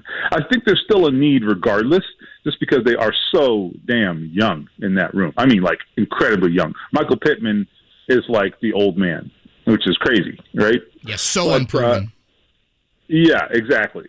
So I think from an experience standpoint, there's going to be room for T.Y. Hilton no matter what. What I don't know is what the role would be. That's the question. It would certainly be diminished or be a lesser. There would certainly be lesser opportunity. I do think right now, look, if you're the Colts, I think they're playing this the right way. As much as I love T.Y. Hilton, and I think he can contribute on some level, as much as I like him, I think they're playing this right because at this point, look, you have the upper hand if you're the Colts. I mean, you have some draft picks to work with. There's some depth at wide receiver in the draft. Certainly, it would not appear that others are banging T.Y. Hilton's door down. So you might as well wait. Let this thing play out. See where you are next week and regroup and look at your roster at that point. And then I think they'll have a better sense of what the need is with T.Y. Hilton, how he fits, how much they should pay him, right? That's a part of this equation as well, because the need impacts salary. How great is that need, and what do we need from you? Well, that impacts how much you pay him too. So I think they're playing this right, and I think we'll know more once we get it past this draft. Stephen, this might kind of parlay. I mean, you may have answered this somewhat there, but give me, let's say, 3 players. Give me 3 players that were active members of the Colts on the roster last season that have the highest percentage chance of now being squeezed out for the sake of someone who is going to be drafted by the Colts within the next couple of days. Right. Let's see. These are always interesting scenarios because they're real. Okay. Right. Very I mean, real. we forget about that, right? I mean, we sit there and we think like, oh, they're going to add these new players. And you're like, wait a minute. There's still only so many spots on the roster, so this comes at the expense of somebody. I wish we had cameras in these people's houses. Honey, are they on the clock? Right. Oh, gosh, please don't be an offensive guard. I mean, there's got to be somebody like that, right? Well, think about if the radio station was having a draft, and Steven, why are you giving them those ideas? They're under contract, I think, right? So just say contract, but anyway, listen. I mean, it's the same thing. Like, what if the Athletic had a draft of NFL reporters, and someone who writes stories just like mine gets drafted? Stephen, I'm the Bjorn Werner of local radio. Wow! Don't sell yourself short there, Jake. So I would say this: it's kind of interesting. I do think normally I think there's generally a lot of those. But the funny thing here is, number one, they don't have the first round pick. So sometimes, that player tends to be just sort of a shoe-in starter, right? They don't have that. So I think that sort of lessens the odds, I guess. But I think there's a couple of things. And this isn't necessarily going to be a draft pick on this first one that I'm going to mention, but I am very intrigued at what happens with Rodrigo Blankenship going forward. They have another kicker on the roster right now. I don't know if he's a legitimate threat or not. All I can tell you is look at how they handled Rod last season. I mean, he was sitting there having healed from his injury, and they were like, yeah, we'll call you when we need you. And they never called him. I mean, it was very, very telling to me. Very, very, very telling. That's all I can tell you. And I'm not suggesting they're going to draft a kicker, but I wouldn't be surprised if they signed one as an undrafted free agent, right? And so his situation to me is still a little tenuous. I want to see what happens there. I think it'll be interesting to see what happens at safety. I don't anticipate Julian Blackmon going anywhere. I think Kari Willis is a solid player. I do think Kari Willis was a little underwhelming last year, though, and I don't even know that it's a situation where they draft someone to replace him. But they have made a couple signings, and it'll be interesting. They have a veteran now behind him, or at least at safety in general. Does that become a storyline? I don't know, but I think that's something to watch. I know that wasn't exactly the question. You're talking most of the draft, but I'm just saying in terms of who's got spots that need to be that they need to look out for. That's interesting. And then let's see. I would say on the offensive line, I think the three solid starters who are returning aren't going anywhere, obviously, and then the left tackle spot is in flux. So I don't think that meets the qualification. So I don't know. It might be cornerback Isaiah Rodgers, who I really like. Actually, I do too. But if for some reason, I don't anticipate this, but let's say Chris Ballard gets crazy and takes a corner early, and they really like that guy, maybe he goes out there and takes that spot. But frankly, given the Gilmore acquisition, I'd probably roll with Rodgers, but we'll see what happens there. It'll be interesting. I don't know. I think I will say this. They have a lot of young players now who are veteran players, and they're sort of solidifying their spots a little more. I think if you look at the Colts defense, I'm rambling now, so stop me. But if you look at the Colts defense, I think we can pretty much pencil in starters at almost all the spots, and I don't think the competition is all that great for those spots. So is that a good thing, bad thing? I don't know, but I do think that is a reality. On offense, maybe a little less so, but most of the spots I think are pretty solidified. So it's going to be tougher this year, especially if we're talking about a rookie coming in and challenging for a starting job. Yeah, you brought up kicker, and Randy was asking about Michael Badgley. He remains unsigned on the open market. Yeah. You wonder what will happen to him after the draft, not only here in Indy, but for a lot of teams around the league, because I think they'd probably look into that undrafted market. Last one from me, Steven. It's an annual Saturday afternoon thing. We're sitting there in the media room, and all of a sudden you're like, wow, that guy just got traded by the Colts? I forgot Hassan Ridgeway was on the team. I forgot Quincy Wilson was on the team. Will that be Ben Banigou on Saturday? He is suspect number one. I don't think there's any question. And I can't really think of anybody else besides him, to be honest with you. Yeah, I'm going through the roster in my head, and he's the guy that comes to mind. I mean, there could always be like a guy who's like, 72nd on the roster or something that some other team really likes. But I think we're talking about guys with some kind of stature, right? And I think he would be the guy for me.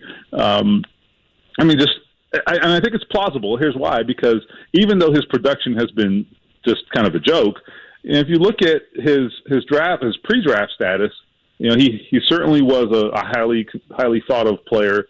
Before he came into the league, he was great in terms of the athletic testing, so he has some pedigree that way, and he plays a premium position too. So that increases his value. I'm not saying he has a lot of value, but I'm saying his value could be more than people anticipate based on his production for those reasons I just outlined. So look, if Chris Ballard can get a 6th-round pick for him, and go, put that 6th-round pick on some offensive guard from, northern Utah. Is there a northern Utah? I think there's a southern Utah. I don't know about northern, though. All right, well. Utah has a north. Jake. They have to be educated. I think he means college. BYU, I don't know. Yeah.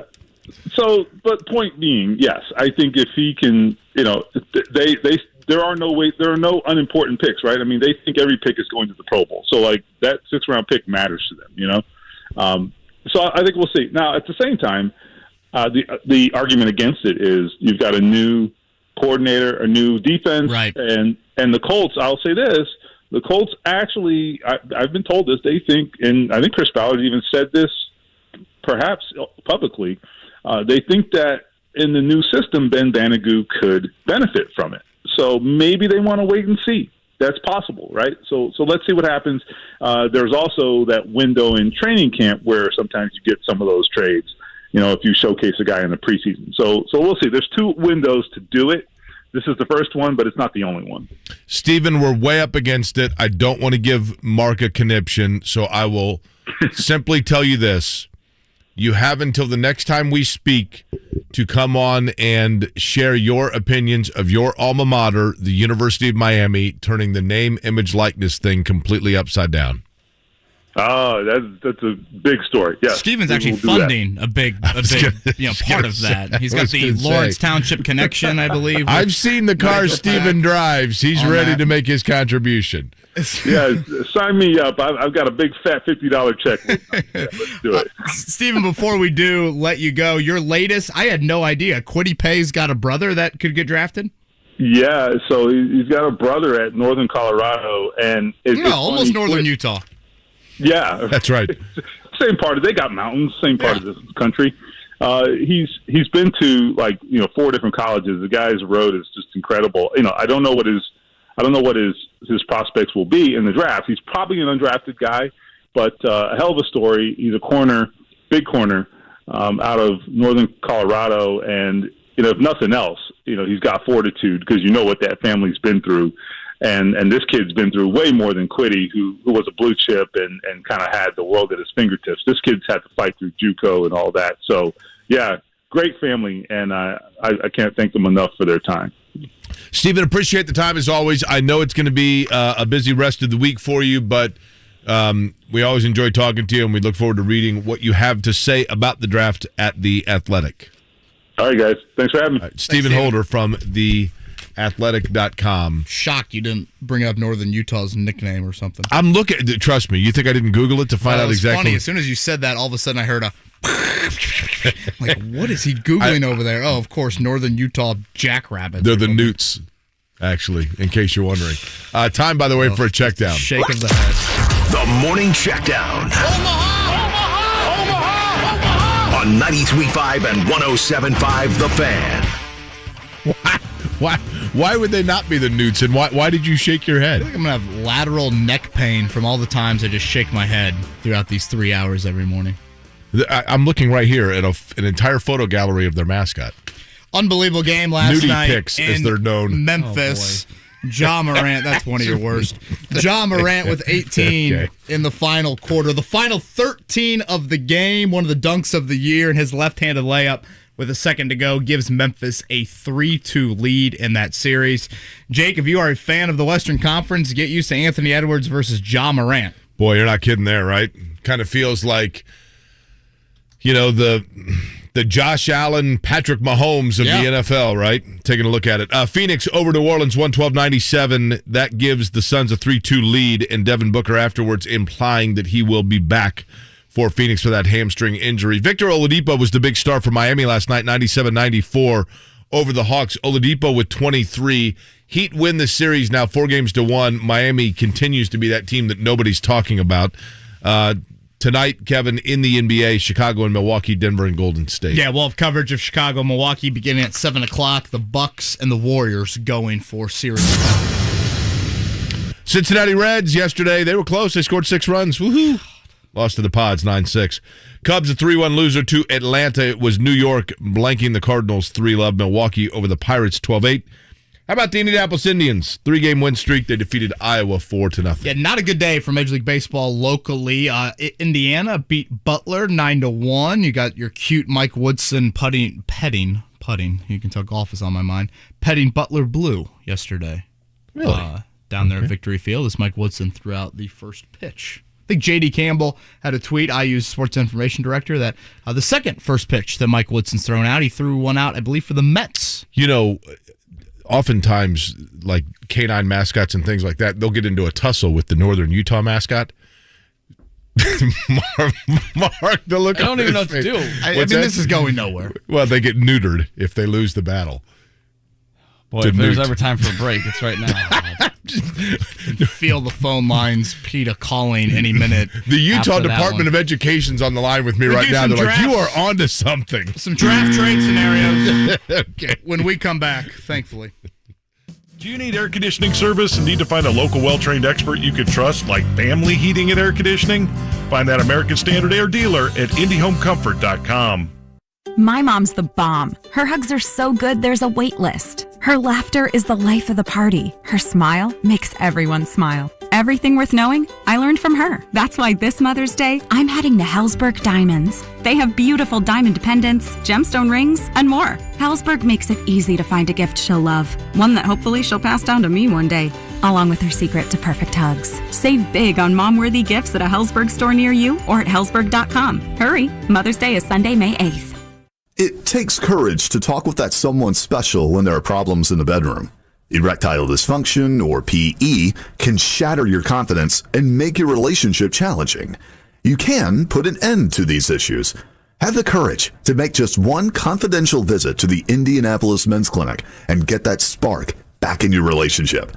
The doctors at the Indianapolis Men's Clinic offer the latest solutions for all ED and PE issues, and you'll see results in your first visit, or there's no charge. Call 999-9000 to meet with their licensed providers, no matter your age or your conditions. Diabetes, high blood pressure, prostate cancer, low testosterone causing your issue. It doesn't matter. They can help. Call the Indianapolis Men's Clinic at 999-9000. That's 999-9000, or online at indymensclinic.com. Have the courage to take that first step. Indianapolis Men's Clinic, your key to a better life. BetMGM is pitching baseball fans a chance to swing for the fences. Register using the code THEFAN200, all one word, capital T, capital F, and win $200 in free bets when you place a $10 moneyline wager on any Major League Baseball game, and either team hits a home run regardless of your bet's outcome. Enjoy baseball like never before with BetMGM's daily promotions at your fingertips all season long. Sign up today and find out why nothing beats a win at the king of sportsbooks. Major League Baseball trademarks used with permission. Visit BetMGM.com for terms and conditions. Must be 21 years of age or older to wager. Indiana only. New customer offer. All promotions are subject to qualification and eligibility requirements. Rewards issued as non-withdrawable free bets or site credit. Free bets expire 7 days from issuance. If you or someone you know has a gambling problem and wants help, call 1-800-9-WITH-IT. Indianapolis, at Geico, our employees' careers matter to us. We're starting a family, so benefits matter to me. You got it, Anna. Geico offers a comprehensive benefits package and paid parental leave because family matters. Your hopes and dreams matter. Even your morning coffee routine matters. You know what they say. Live, laugh, half-calf macchiato, extra whip. When it comes to your career, what matters to you matters to Geico. We're now hiring claim sales and customer service agents. Apply today at careers.geico.com/Indianapolis and let's get growing. Put on your helmet.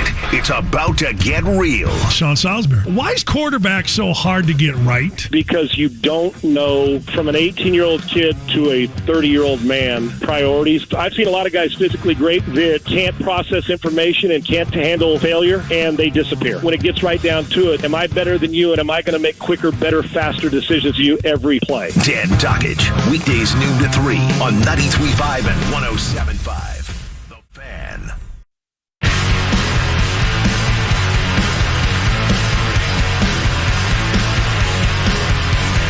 You're listening to Kevin and Query on 93.5 and 107.5. The Fan. By the way, the entire northern part of Utah is basically the Great Salt Lake. So it's salt flats. You know what I mean? Again, shaking of the head. You said there's no northern Utah? No, and people there are salty about that, is my understanding. There is, how about this? There is a Dixie State University in Utah. That seems like kind of like an oxymoron, right? How about, would you go to this school? And apparently it's a good school, so I'm not, if you graduated from this public institution, I am not in any way, shape, or form disparaging the quality of education. But if you were going to go to Utah, would you go to Snow College? Like, does it sound appealing to you for the January semester to start your classes at Snow College? All your classes would be just, well, let's go ski today. Let's go do this today. I mean, you mentioned to me that Weber State, the school that produced Damian Lillard, was located in Utah. Oh, I forgot about Eddie Gill. And it's in Ogden, Utah. Yep. Jake, the pictures are glorious. Oh, no, I think it's supposed to be beautiful, yeah. Absolutely beautiful. Also a public school. My parents just got back from a wedding in Colorado. You ever been to the Estes Park area? No, is it nice? Pictures were incredible. I mean, listen, Colorado Springs, where the Air Force Academy is. Yeah. I mean, Colorado State. I mean, I love when they show BYU playing football games in the background of Provo. Yeah. Yeah. It's unbelievable, right? Top 5 like NFL teams you want to get drafted for, just for the scenic view and everything. Sign me up for the Broncos. Yeah. For sure. Yeah. I thought you were going to say the Salt Lake something or other. No. So I was like, Salt Lake Hawks, they were in the XFL, right? Jake, yesterday we went over draft. They were, weren't they, Mark? Kevin wants nothing to do with that. Draft scenario. He brought it up. Did I technically? Yeah.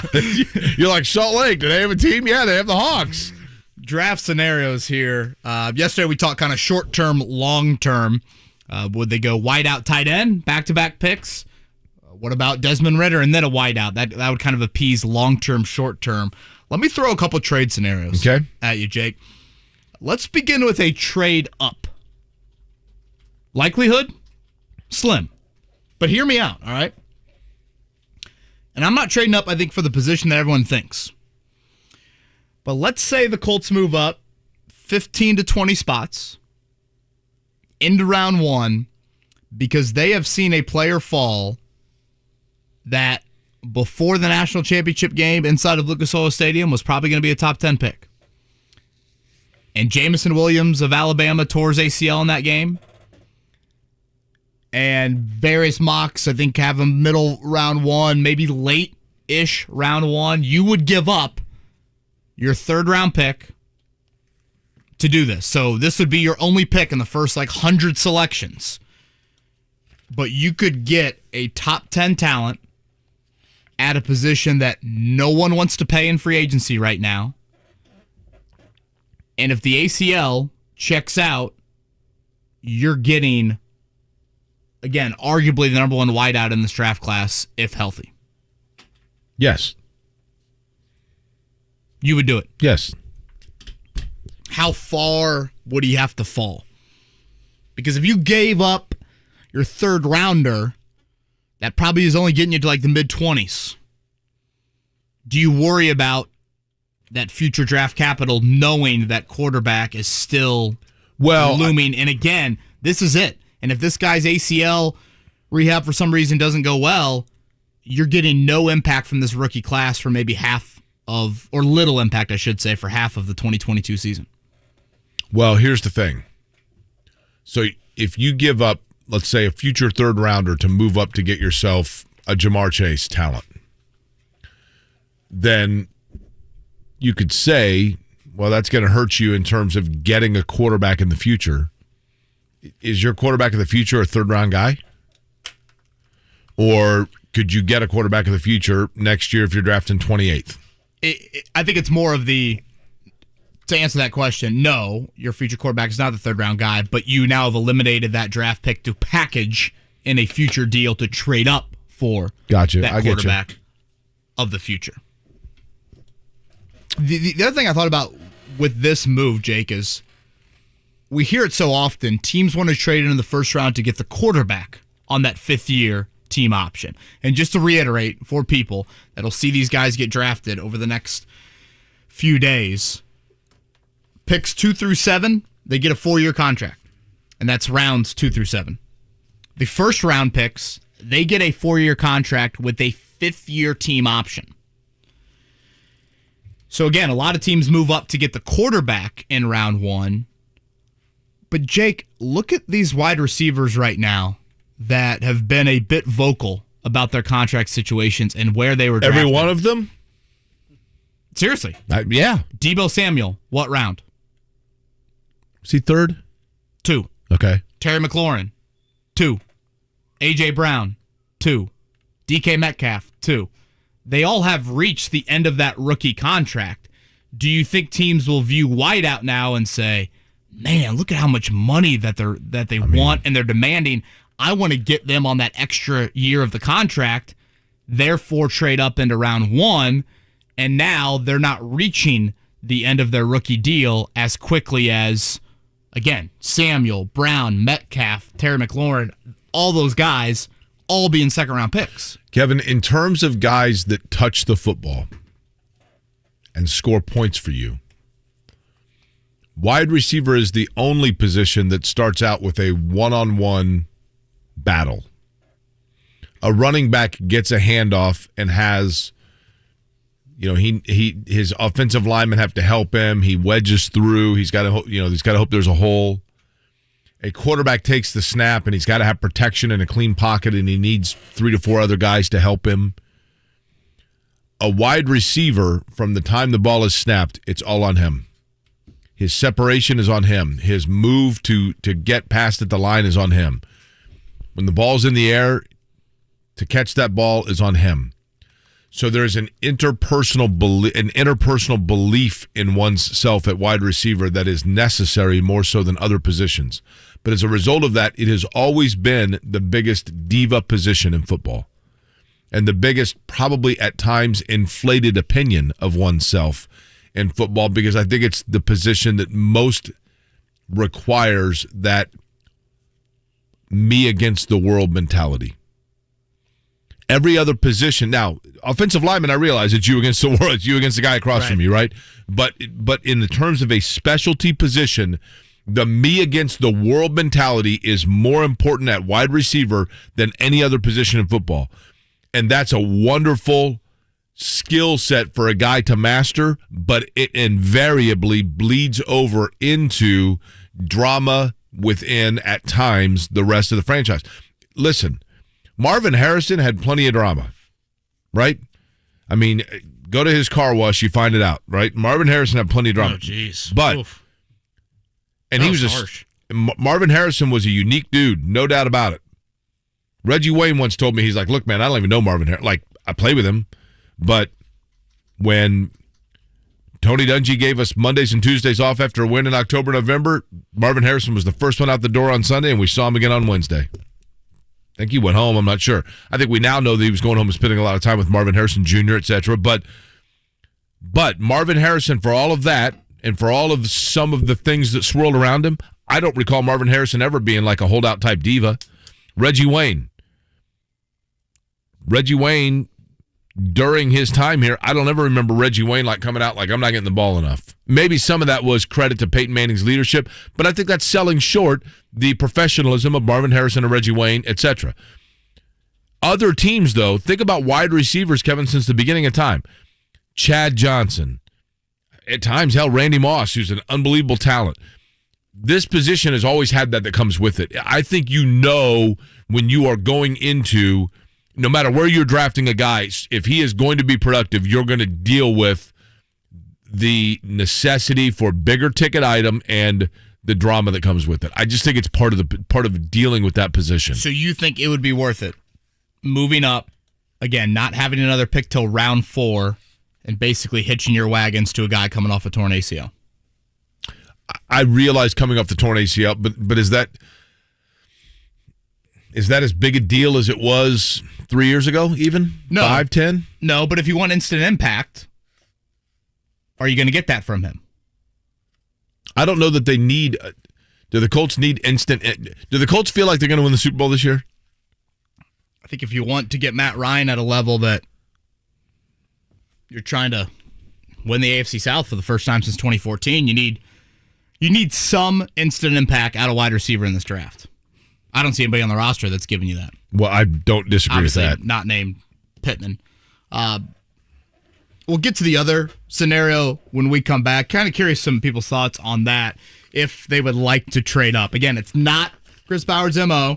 It would certainly restrict you big time and doing other moves throughout the draft. Might even limit you moving forward. But you would get a talent that I think a lot of people thought would go top 10. So we'll talk about a trade back scenario. We come back. If you missed it, Jeff Saturday, we'll replay that in the 9 o'clock hour. Still have Scott McLaughlin to get to in 9:45. Kevin and Corey on a Wednesday.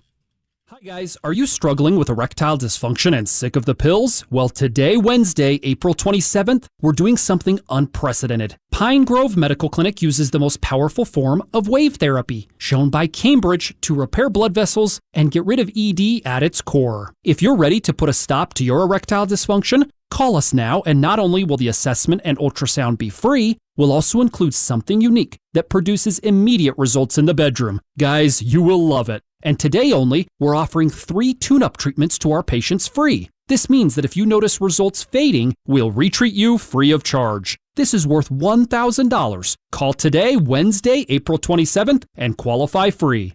317-552-1111. That's 317-552-1111. Put a stop to your erectile dysfunction and get your love life back. Call Pine Grove Medical Clinic now to qualify. This offer ends today. 317-552-1111. The playoffs are rolling on, and you can make every game feel like Game 7 on FanDuel Sportsbook, an official partner of the NBA. Hey, it's Mark from Kevin and Query. Throughout the playoffs, all customers can place a no-sweat same-game parlay each week. You get up to $20 back in free bets if you don't win, and FanDuel has so many ways to play, and best of all, when you do win, you'll get paid faster than a fast break.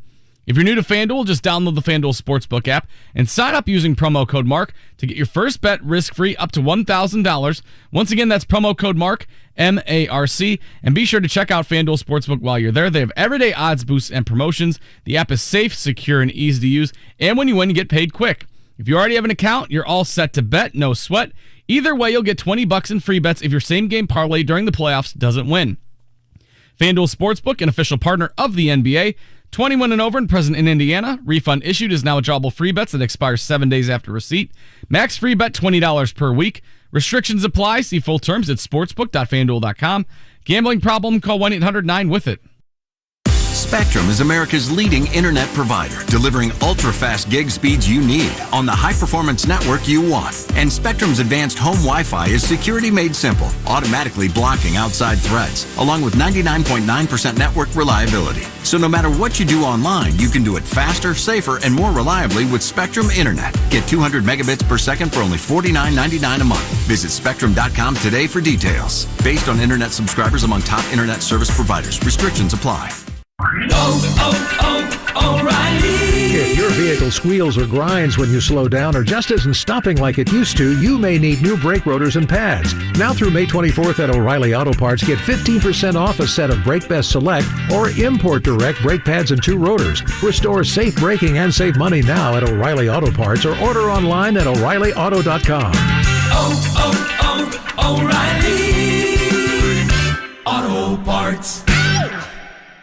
Cinco de Mayo is next week, so be sure to stock up at Payless Liquors. Half gallons of Patron Silver, only $99.99. Modelo 24 packs, $33.99. And Estrella 24 packs, just $24.99. Plus, the first wine class of the year is May the 4th at the Payless Liquors Adams Street store. Seating is limited and going fast, so call 317-815-5641 to make your reservation. Payless Liquors, 26 family-owned locations. They're open 7 days a week, and they're online at PaylessLiquors.com. Don't pay more, get more, and pay less at Payless Liquors.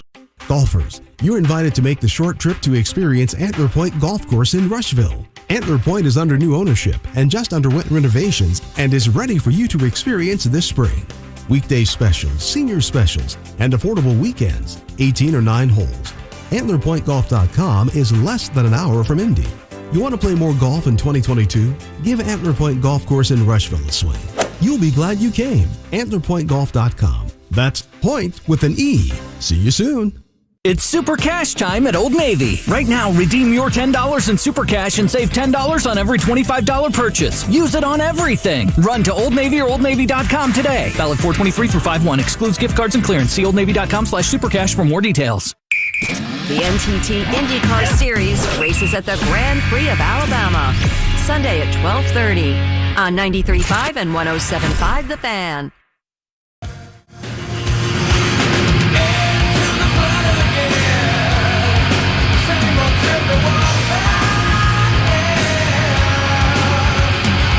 You're listening to Kevin and Query on 93.5 and 107.5 The Fan.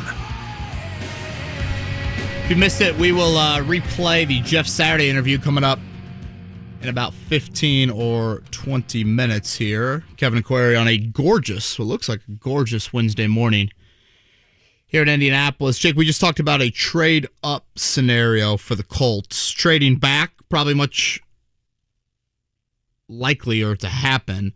Mentioned it with Stephen Holder a little bit earlier. Only 7 picks for the Colts. They only have 3 picks in the first 4 rounds, which is a very small number for Chris Ballard. The trade back scenario that I thought about was if you traded back 11 spots, you would get an additional 3rd-round pick from the Green Bay Packers.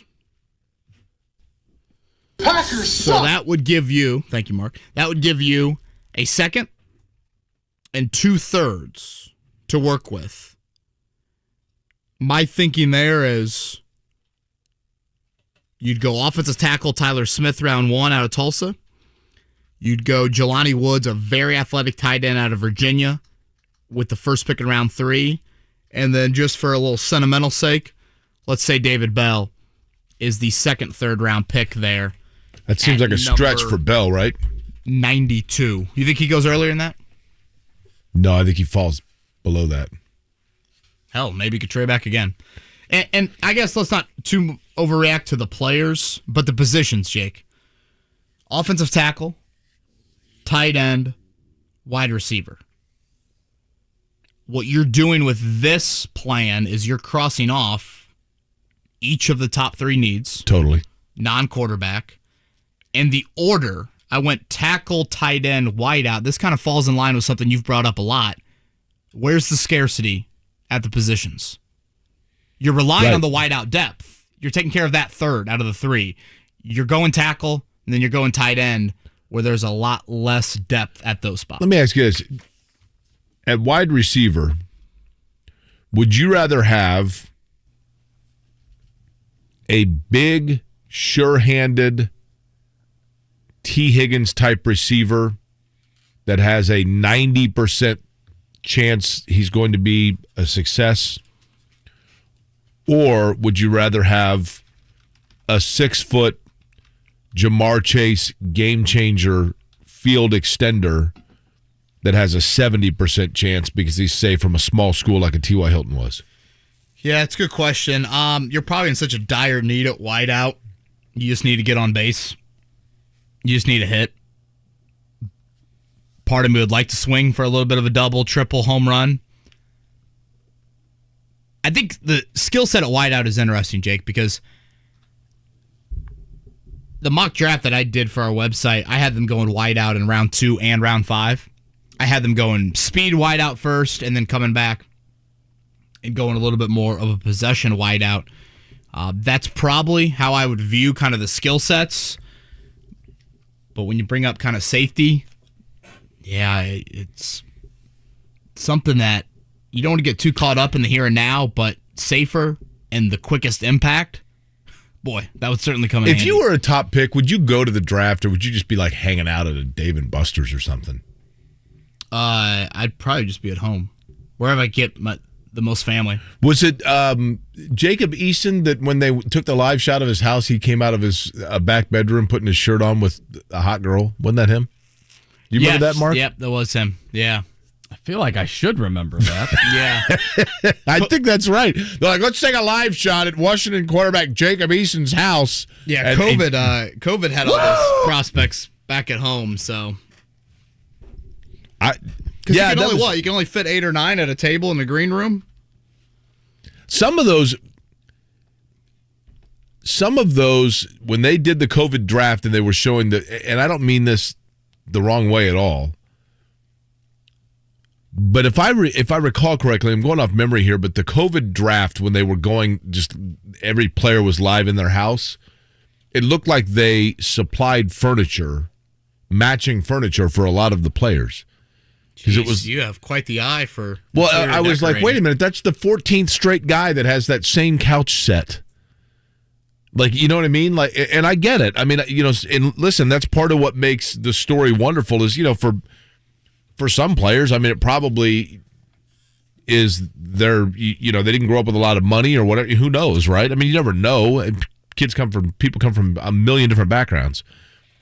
So I think there may have been some families that were like, we'd rather not have like a camera inside of our family room or whatever else. And they're like, oh, okay, well, we'll dress it up for you, which is, I get it. But I thought they could have mixed that up a little bit. I found the Jacob Eason video, by the way. What's that? I found the Jacob Eason video. Yeah, he definitely. Yeah, and can you give a little commentary, Mark, on what we saw when Jacob Eason, what was going on there? I'll replay the video. Let's see right here. Okay, play by play. Here we go. He's wide shot of the family. All of a sudden, the door opens. Here comes a shirtless Jacob Eason and a blonde girl fixing her hair coming out of the bedroom. I mean, if you're falling in the draft, you might as well do something with your time. And Jacob Eason fell. Listen, that was early Saturday. A buddy of mine texted me, and he's like, hey, any way to break up the monotony of the draft talk? Yeah, Jacob Eason. Let's go, right? Let's go. Woo! That's exactly right. Go trade back or trade up in those two scenarios? Trade up, man. I listen. It's great that the Colts in the past have been able to pick up an extra Ben Banigou out there, but sometimes you just got to say, I'm pushing all in. Let's go. Well, Ballard even mentioned that, like, in a clip we might play a little later, he mentions that we would like to get more picks if possible. So he's even mentioning, like, hey, we hear that, trade back at some point. We hear that all the time, right? Yeah. Every year. But he does it. I mean, he does do it. I know. Back a ton. He's a man of his word. But, Jake, I guess, are you all in again? Is that this whole all-in phrase is taking on a life of its own? Like, I thought Irsay at first didn't want it out there that he referenced that all-in was guys being fully bought in. Yeah, no. Then all of a sudden the Colts have had a spending spree and Irsay's like, see? All-in. And it's like, wait. That wasn't your original intention with the comment. Like, to me, it's very difficult to be all-in given the makeup largely of the AFC, but also your own roster. Who are the three biggest game changers in the NFL right now? Non-quarterback division? Just in general. Who are the three guys that have most changed the trajectory of their franchise? Mahomes. Okay. Josh Allen.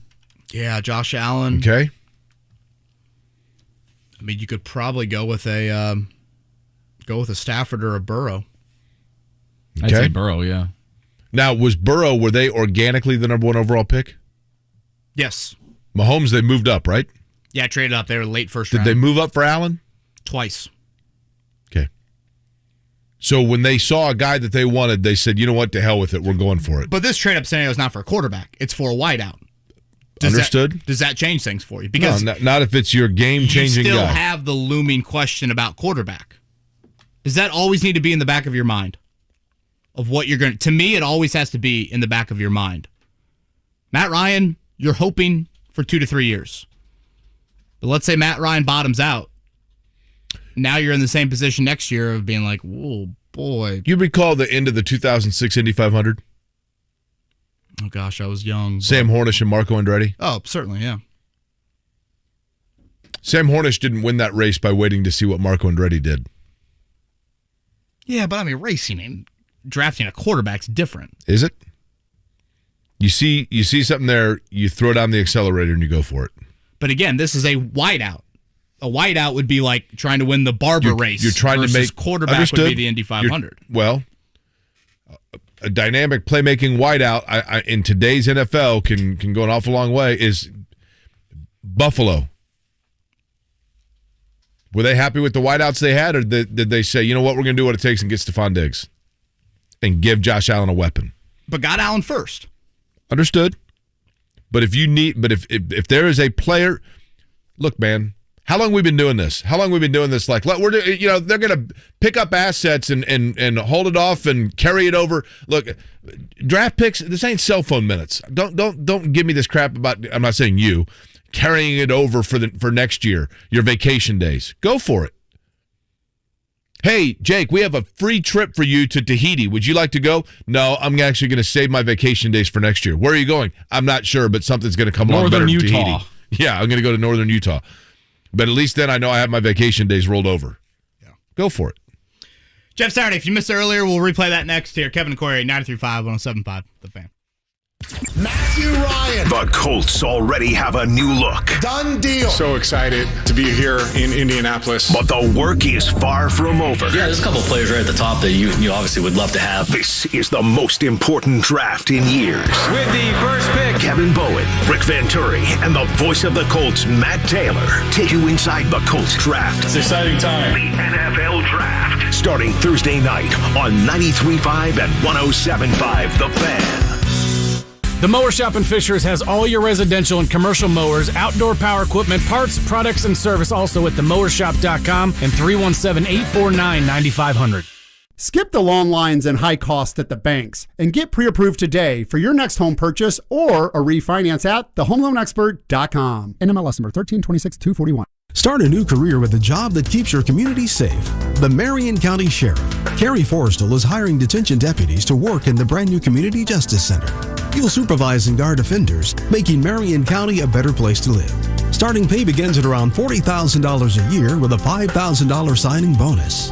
Enjoy great benefits like complete health coverage and pension plan. Start your career as a detention deputy and earn the respect of your community. Apply today at joinmcso.indy.gov. we buy any car. We buy any car. We buy any car. Any. Did you know trading in your car at a dealer could cost you money? A recent study found consumers who trade in their car pay an average of $990 more. So don't trade in. Sell it to We Buy Any Car. Learn more and get your free online valuation now at WeBuyAnyCar.com. Find out how much your car's worth at We Buy Any Car. With summer right around the corner, I am itching to get back outside, hitting the golf course. And if you are concerned with some lingering aches and pains, you don't have to go through another summer with that awful joint pain. You can call QC Kinetics. I'm Kevin Bowen.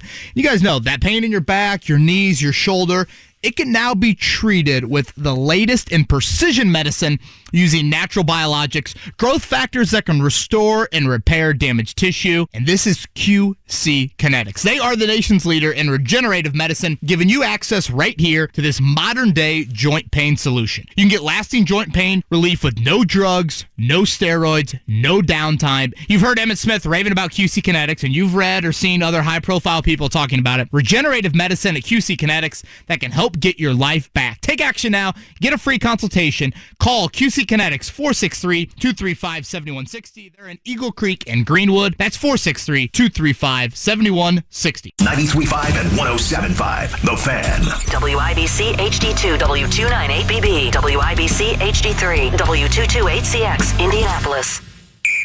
Your home for the 2022 NBA playoffs and the NBA Finals. 93.5 and 107.5 The Fan.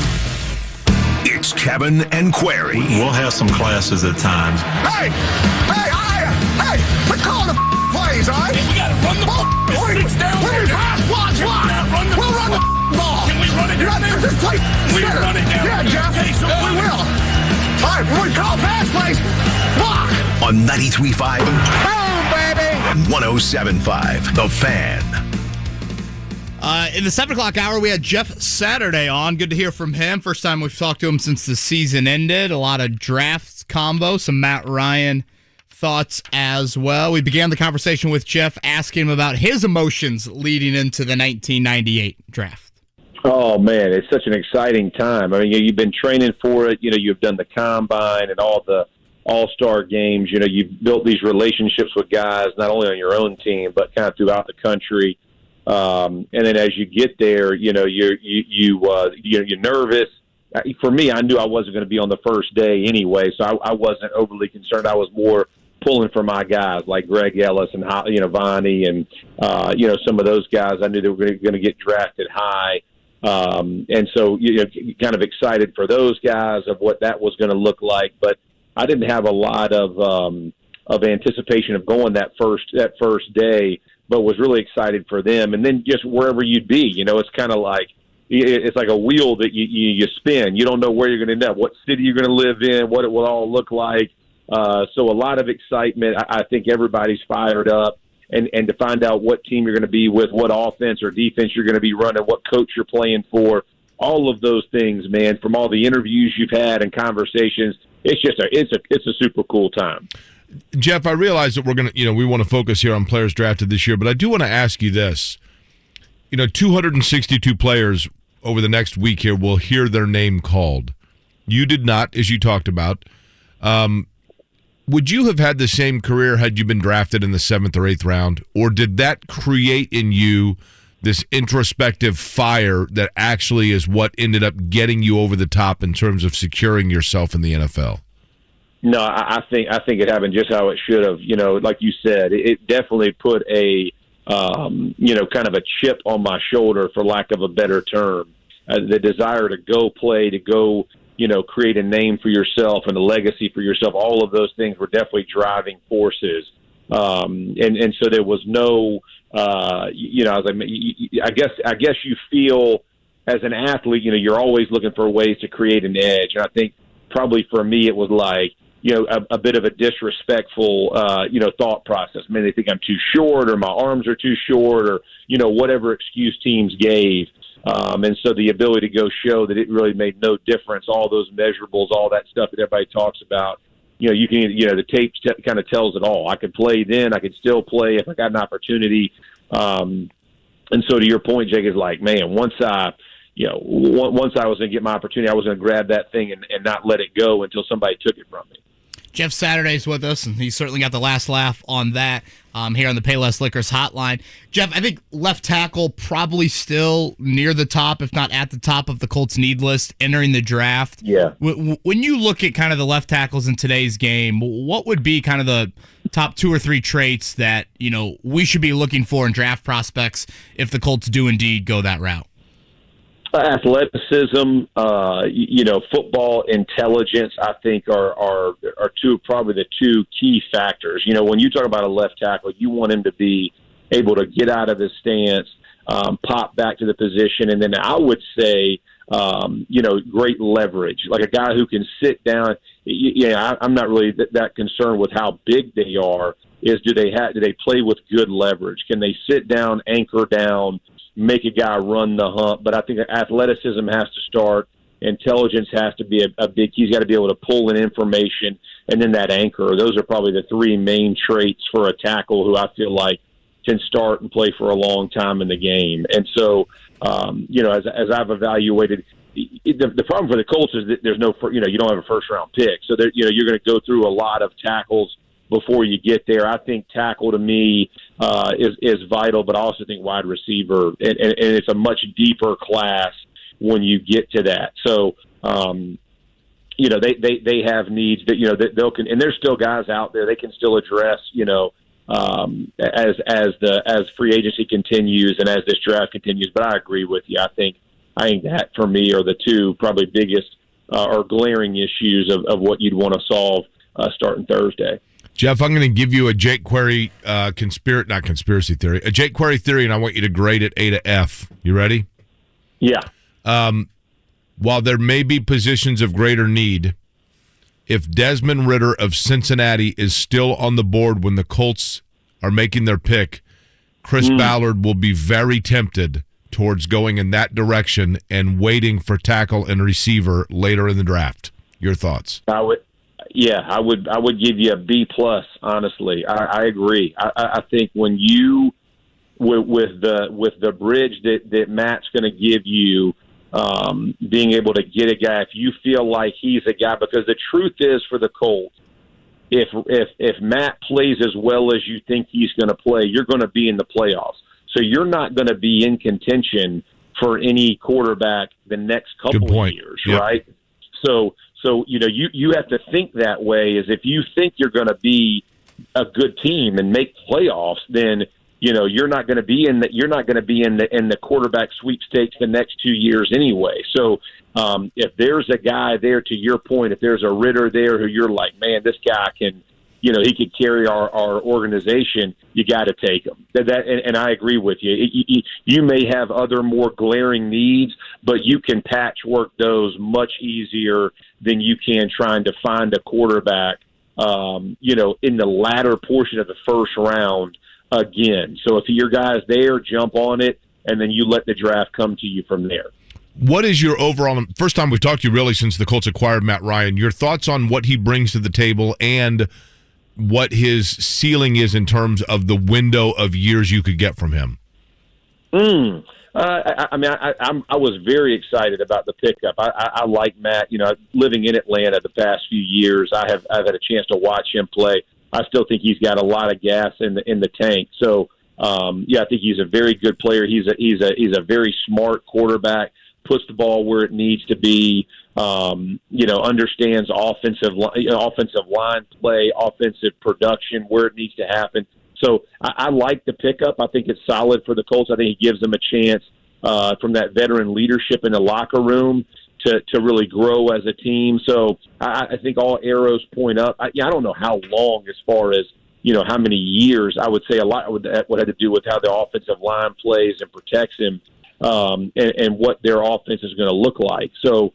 If they get some good receivers to come and help with Pittman and, kind of round this thing out with the run game they already have, who's to say? I mean, he could play quite a few more years, but if it's, he's getting beat up because the left tackle's a revolving door, then all those conversations change. So I'm going to hold it till at least I think we get into our weekly segments of the season and make sure we're protecting him before we, say he's going to be there for a while. Smart man. Jeff Saturday here on the Payless Liquors hotline. Obviously, your careers didn't cross paths maybe a whole lot, but some Pro Bowls. You mentioned the Atlanta connection there. I know he has a relationship with Peyton. Do you know Matt Ryan at all? Because I think there has been a lot of, there is kind of a Peyton professionalism to how he carries himself. Yeah, no, absolutely. Yeah, and not on a personal level, but from a professional level, like you said, you cross over that way. I would say he is very matter of fact as a player, which I think is very Peyton-esque. You know what I mean? Like, gets up there, he's not going to blow a lot of smoke. It's going to be, hey man, this is what we got to do to get better. Here's what I didn't do well. I think he's excuse me. I think he's very self-effacing. He does a good job of understanding what his own warts are. He's not going to try to hide those. He understands that he is a one player of 11 that needs to do his job. I think again, as you look at what he's going to provide, I think it's the stability of the position that we're as Colts fans hoping that he brings to the organization. It's just you feel comfortable. Starting on Monday as you're installing all the way to get to Sunday, and that he plays well enough to get the ball in the right guy's hands. Jeff, final 30 seconds here. I want you to look inside your gut, which we both know is not as big as it was when you were a player, and that's impressive. The position you feel, assuming the Colts stick where they are at 42, I think it is, the position Chris Ballard will go with is what? Wide receiver. I think that'll be, unless something special happens with a QB, I think he'll go wide receiver to get Ryan some guys. I know there's guys in the building they feel comfortable with, and I don't believe that's a smokescreen. I do believe that. I think they need some help though. That they need some playmakers at that position, and it's a deep class. I think that's where they'll go. You gonna be up in Bristol for the draft coverage? I'm in New York today and Bristol tomorrow, and so knocking it out, man. I love it. Jeff, thank you for the time. We appreciate it, and can't wait for those conversations to continue in the fall. Looking forward to it. You guys have a great one. Jeff Saturday on the Payless Liquors hotline earlier this morning. Kevin, I was thinking about this. If we had in front of us a full vending machine, every candy bar known to man, you've got the first pick in the candy bar draft. What are you going with? Reese's. Just the regular peanut butter cup? Well, I'd love for king size or, I mean, like the Nutrageous but just the. Yeah, I'm assuming that they just go with Old Faithful as with the first pick. 2 cups. So the Reese's off the board. Mark, you got the second pick in the first round. What are you going with? Snickers. It Really? satisfies. You're not going anywhere for a while? Yeah. I need to sometimes I need to change my mood, so Snickers will do that. Okay. You know, I've got some candy bars that I like that are underappreciated. Oh, Henry, underappreciated. Zagnut. Wow, you're finding. Where are you going to buy these in things? the rough? But here's the thing. Penny candy store? Jarrell Freeman. Those can be probably selected in the 3rd or 4th round, right? So I don't want to Those might be undrafted. You think so? Zero Bar might be undrafted. You could be correct in that. That might be the Jeff Saturday of the candy bars. But I don't know what I'd go with the 3rd pick in the 1st round. But what I like the most is tempting to take right up front, except for that I think to myself, that might be available later. So the Zagnut might be a wide receiver. What's that? You're going to overdraft then? You're going to think that somebody might be available later, so you're going to take someone a little higher than you normally would? Mars Bar, probably 2nd round talent, but I like it in the 1st round. That's where you get into trouble, right? As long as you don't go like Almond Joy or something. I like I do like the Almond Hershey's Joy. cookies and cream. Not bad. But again, can you get that? Do you need to take that off the board early? Gosh, I really It's very specified. Sweet tooths aren't around me making these selections. Standard Hershey chocolate bar. If that's what you like, you probably need to take it early, right? Very reliable. You know where you're getting. Right. Heath Bar. Ooh. What about the score?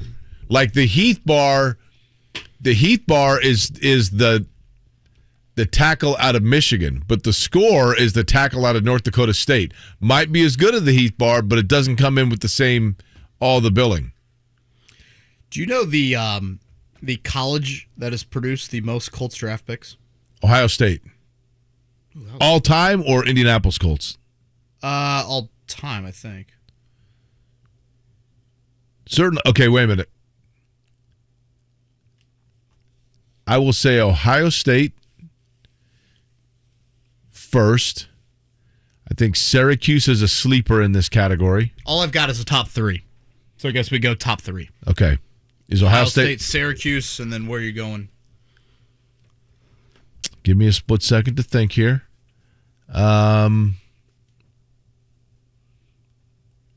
That's okay. I mean, I realize the clock's ticking and people are like, come on, man. I'll go with Michigan 3rd. Mark, any guesses? Texas on there somewhere?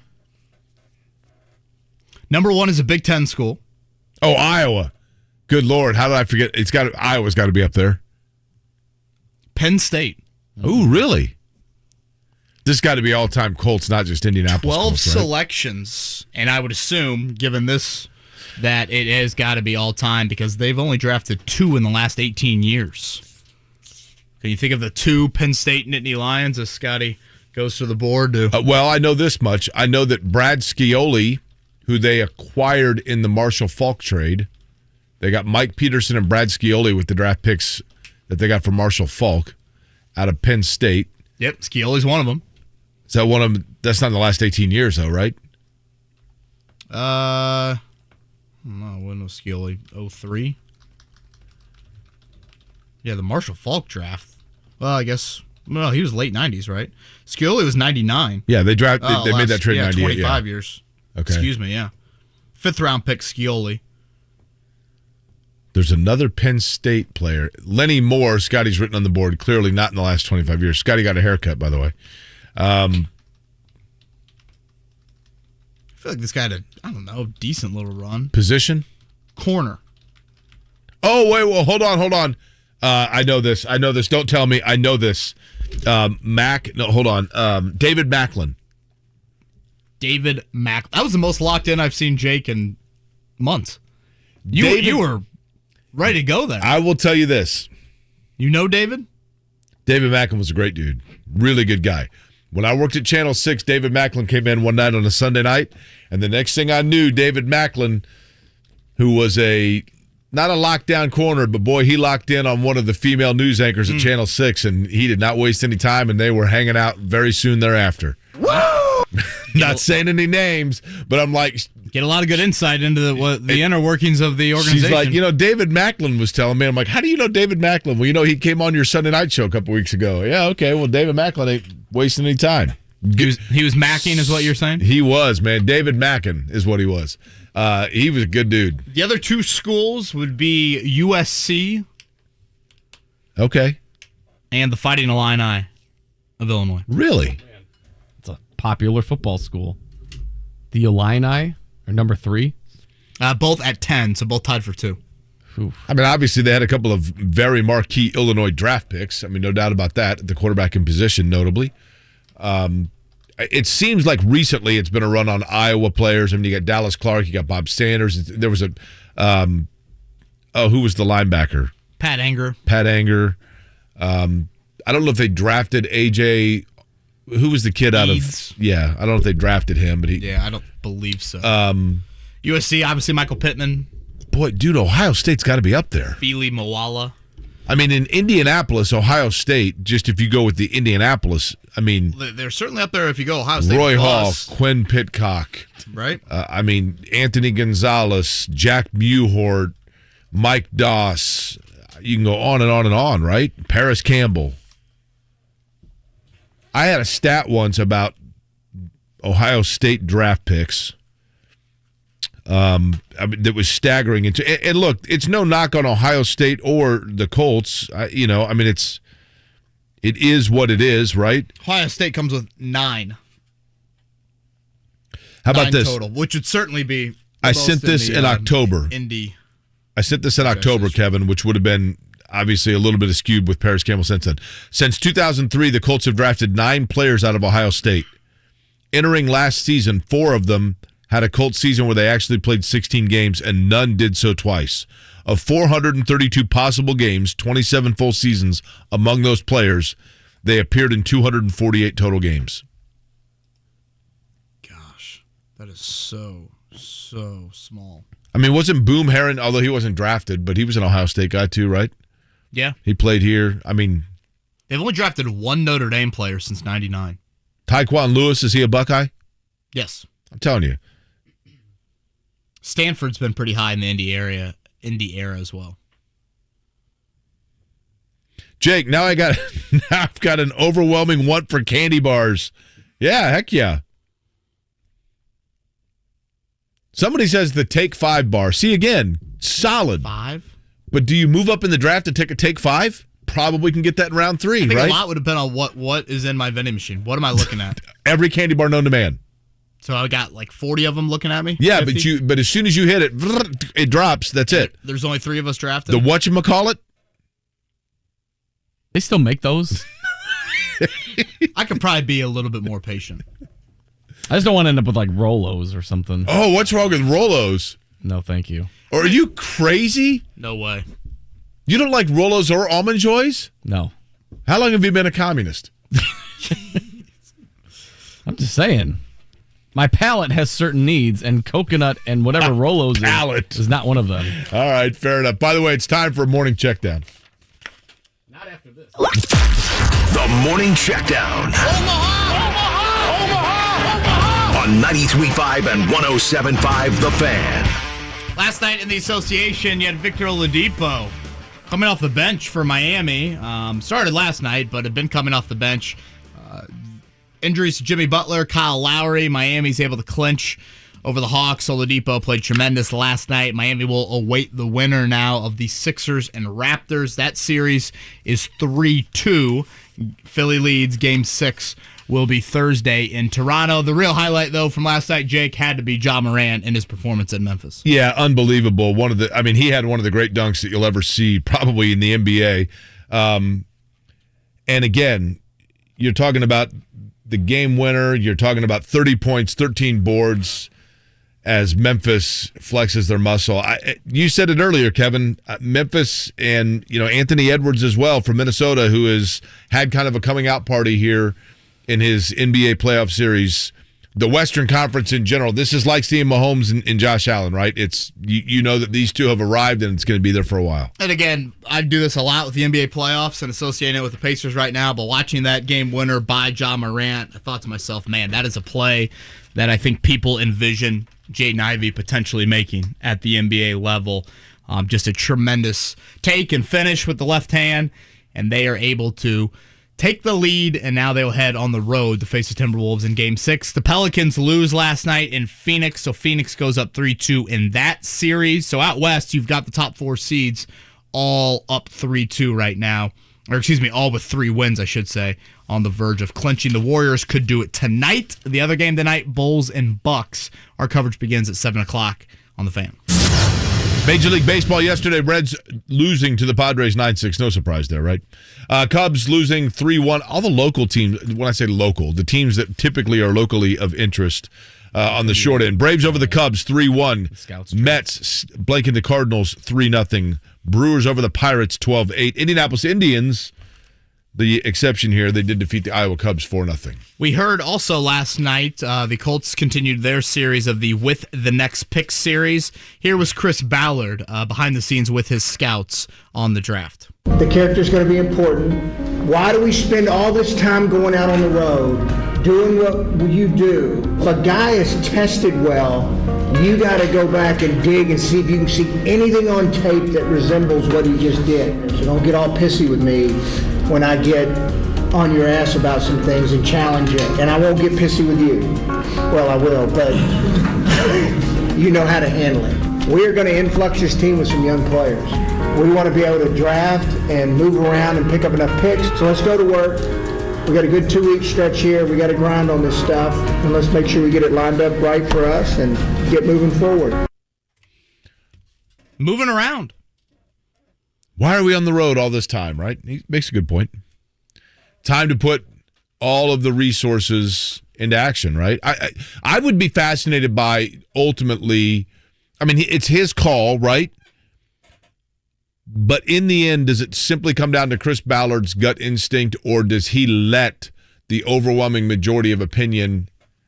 In other words, is he simply the one in charge of vetting what the overall opinion of scouts is, or does he simply take that and then say, okay, I appreciate all that input, but it's my call 100%? Yeah, I actually think he is a listener in that room, which I don't know how many people in that position of authority are necessarily listening to the level he is in terms of setting the board. But having said that, Jake, there still comes a point in the time during draft night where you've got to make a tough call. You know, a lot of the time it's probably a trade call.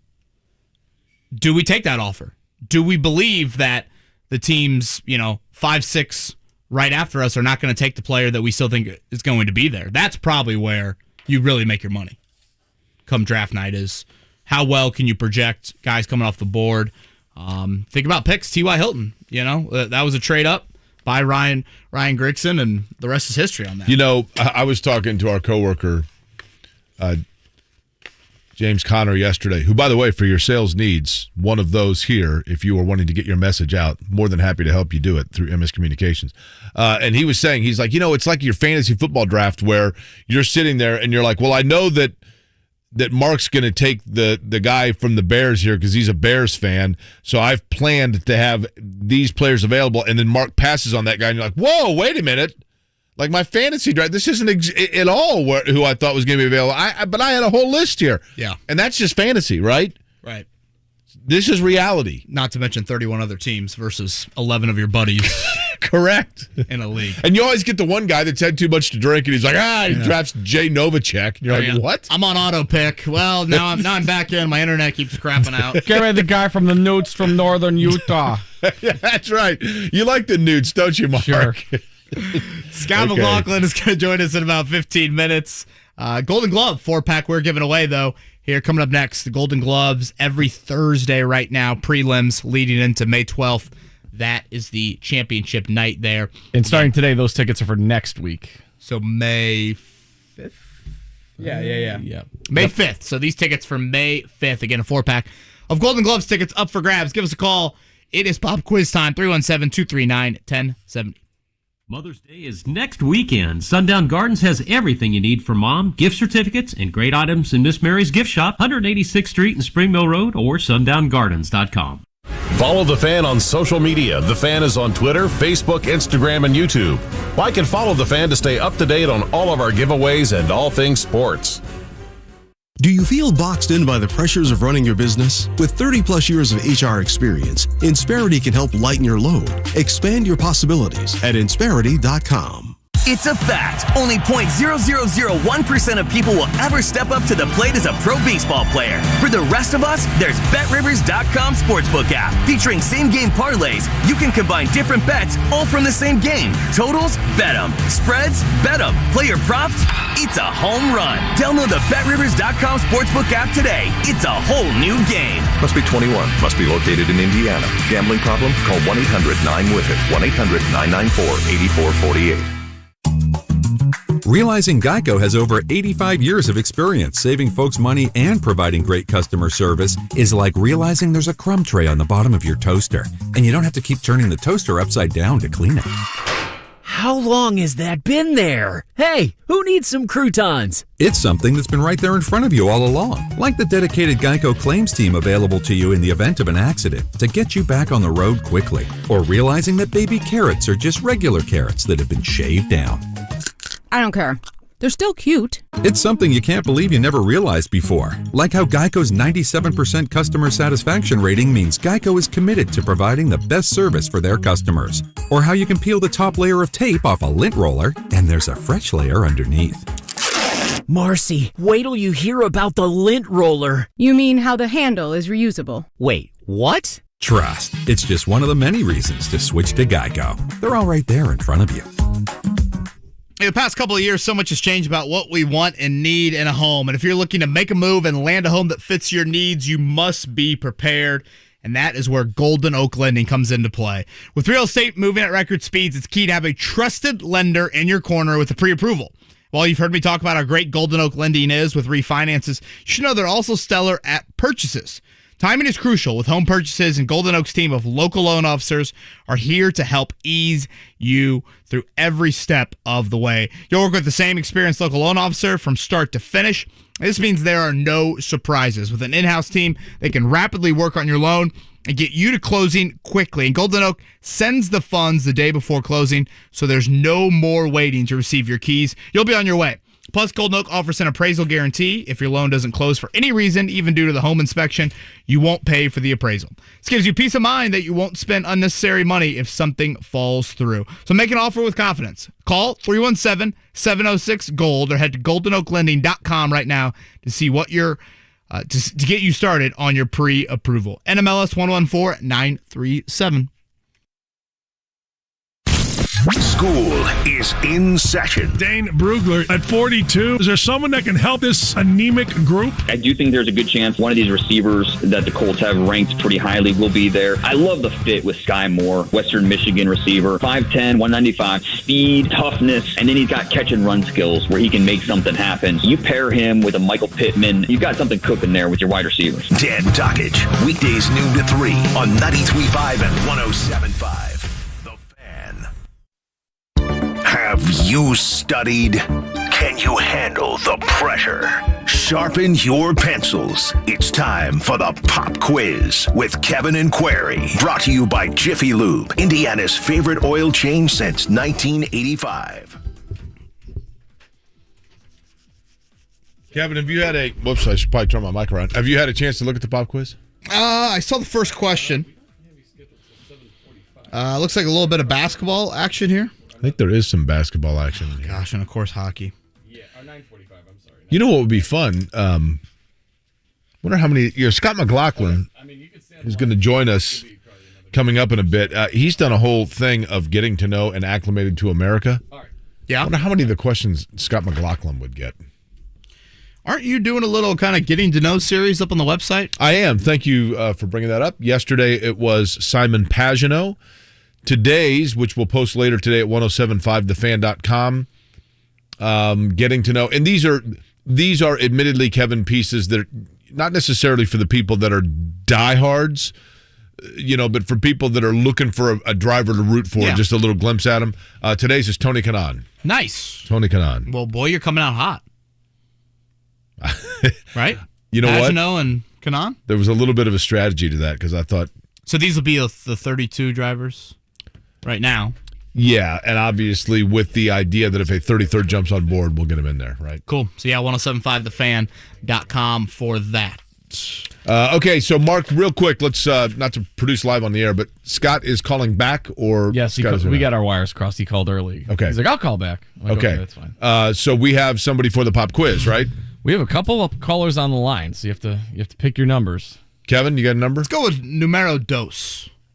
Well, that's fitting that it's Pedro. Pedro. Haven't heard from Pedro in a while. How you guys doing? Good, Pedro. Happy Wednesday. Happy Wednesday. Pedro, every time you call in, I think to myself, this guy seems like a nice fella. Like, I think what would be fun sometime when the weather breaks is to get a convertible and just drive a lap around 465 with you. Would you do that? Oh, gosh. Oh, that'd be awesome. I'm totally down for that. How many minutes do you think that would take, Pedro? I think I've heard someone say before it takes like 45 minutes, probably to an hour, somewhere in between. Yeah, it's 52 miles, I think, total. I used to do it with my buddy Mike Hillary in high school. It's not weird at all. Pedro, if we were to do that and we stopped, at the convenience store to get a candy bar, what would you go with? Almond Joy, 100%. Pedro and I'd get along. I like the Mark's going to dump him. I think Mark's going to dump him. Pedro, I'm with you, man. I am with Pedro. We'll get some combos, Steve for too. me, and now it's Pedro for Mark. All right, Pedro, question number 1. Name the former Chicago Cub who last night had his first career 3-home run game. Was it A, heavy? Anthony Rizzo. I was going Pedro. All right, Anthony Rizzo. Pedro, not Screw those answers. Yeah, okay. Number 2, the Grizzlies became the first team in NBA history to have multiple wins in a playoff series in which they entered the fourth quarter trailing by double digits with their victory over the T-Wolves last night. In fact, only one other team has mounted 2 fourth-quarter double-digit comebacks in the same postseason. That team is who? Pacers, Celtics, Heat, or Warriors? This happened in a closed environment? That Closed helps environment, you out okay. at all?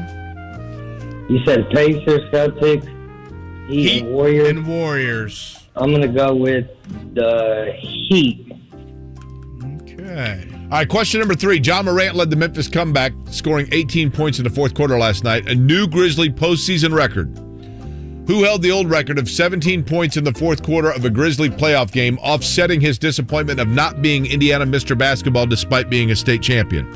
A, John Morant, B, Mike Conley, C, Mark Gasol, or D, Zach Randolph? Mike Conley. Okay. All right, number 4. Name the player who became the first American-born NHL player to score 60 goals in a season last night. Austin Matthews, Connor McDavid, some guy that no way that last name is American, or Chris Kreider. Austin Matthews. Thank you. Wow, okay. Last question for you. On this day in 1983, Pedro. Bob Jones' answer C. Nolan Ryan on this day in 1983 recorded strikeout number 3,509. That set him atop Major League Baseball history, surpassing Walter Johnson. He has 5,714 strikeouts on record for his career. Who is second and a former Indianapolis Indian? Is it Burt Blyleven, Randy Johnson, Steve Carlton, or Roger Clemens? I want to say it has to be Randy Johnson. Okay, going with the big unit. Tell you what, you do that trip around 465, you're going to learn a lot talking to Pedro. I think actually they have an Almond Joy candy bar called the Big Unit. Do they not? Is that true? I don't know. I wouldn't know. Good. Almond Joys are disgusting. Almond Joys are fabulous. Mark was cheering when Pedro missed one. He didn't miss many, though, on this pop quiz. Pedro, stay on the line. Name the former Chicago Cub who had his first career, which surprised me, 3-home run game last night. Anthony Rizzo, right? Someone banged for me. What was that, Mark? Someone banged for me because he was mic'd up when they're playing the Astros. Question number 2. He was right. It is the Miami Heat in that game last night for the Grizzlies. Question number... That's right. Number 3, John Morant led the comeback. Kind of threw him a curveball there with the hint because Mike Conley's the first that comes to mind, but Zach Randolph was a Mr. Basketball runner-up to Jared Jeffries, despite Marion winning the state title. Randolph was the correct answer for number 3. Should Randolph have been Mr. Basketball? What's that? Should Randolph have been Mr. Basketball? I mean, the suspension for his entire junior year for selling guns at school was a bit of a curveball in that aspect. Hell of a player and a nice kid, though. Randy Johnson was correct, and Austin Matthews was correct. All right, we come back. Scott McLaughlin, he will join us to talk the Indy 500 upcoming, Barber on Sunday, and his nice start to the 2022 IndyCar season. It takes courage to talk with that someone special when there are problems in the bedroom. Erectile dysfunction, or PE, can shatter your confidence and make your relationship challenging. You can put an end to these issues. Have the courage to make just one confidential visit to the Indianapolis Men's Clinic and get that spark back in your relationship. The doctors at the Indianapolis Men's Clinic offer the latest solutions for all ED and PE issues, and you'll see results in your first visit, or there's no charge. Call 999-9000 to meet with their licensed providers, no matter your age or your conditions. Diabetes, high blood pressure, prostate cancer, low testosterone causing your issue. It doesn't matter. They can help. Call the Indianapolis Men's Clinic at 999-9000. That's 999-9000, or online at indymensclinic.com. Have the courage to take that first step. Indianapolis Men's Clinic, your key to a better life. We buy any car. We buy any car. We buy any car. Any. Trading in or selling your car, truck, or SUV, WeBuyAnyCar.com takes the hassle out of selling in just 3 easy steps. 1. Get your free online valuation. 2. Drive to your local car buying center. And 3. Walk out with your check in as little as 30 minutes. So don't wait. Get your free online valuation now at WeBuyAnyCar.com. Find out how much your car's worth at WeBuyAnyCar. Michaelis is the calm after the storm. More than 3 decades of restoring damage from wind, rain, and hail. They've got your back, not to mention your front, side, and roof. From site security and tarping services to complete restoration work, they can handle anything Mother Nature throws your way. Water, storms, fire, and foundations. Life happens. Michaelis happens to help you through it. Call 844-FIX-INDY. Make it Michaelis. Bowling, bowling, bowling, keep them balls a-rolling. Bowling, bowling, bowling. Royal Pin. Are you looking to stay cool this summer and have fun with your family and friends? Call Royal Pin Entertainment at 465-8484 to join a summer league today. Summer leagues are fun and affordable and last only a short time. If you're going to bowl this summer, bowl at a Royal Pin Entertainment Center. Call 465-8484 or go to royalpin.com to join a league today. Grab your friends and stop in your favorite Royal Pin Entertainment Center for open play. Reserve your lanes by the hour at royalpin.com. Come bowling this summer and have the time of your life. Call 465-8484 or go to royalpin.com. Royal Pin, bowling, bowling. Royal Pin, bowling. With summer right around the corner, I am itching to get back outside, hitting the golf course. And if you are concerned with some lingering aches and pains, you don't have to go through another summer with that awful joint pain. You can call QC Kinetics. I'm Kevin Bowen. You guys know that pain in your back, your knees, your shoulder, it can now be treated with the latest in precision medicine using natural biologics, growth factors that can restore and repair damaged tissue. And this is QC Kinetics. They are the nation's leader in regenerative medicine, giving you access right here to this modern day joint pain solution. You can get lasting joint pain relief with no drugs, no steroids, no downtime. You've heard Emmett Smith raving about QC Kinetics, and you've read or seen other high profile people talking about it. Regenerative medicine at QC Kinetics that can help get your life back. Take action now. Get a free consultation. Call QC Kinetics 463-235-7160. They're in Eagle Creek and Greenwood. That's 463-235-7160. It's Super Cash time at Old Navy. Right now, redeem your $10 in Super Cash and save $10 on every $25 purchase. Use it on everything. Run to Old Navy or OldNavy.com today. Valid 4/23 through 5/1. Excludes gift cards and clearance. See OldNavy.com/supercash for more details. Phillies, Mets, Sunday Night Baseball. The coverage begins at 6 on 93.5 and 107.5 The Fan.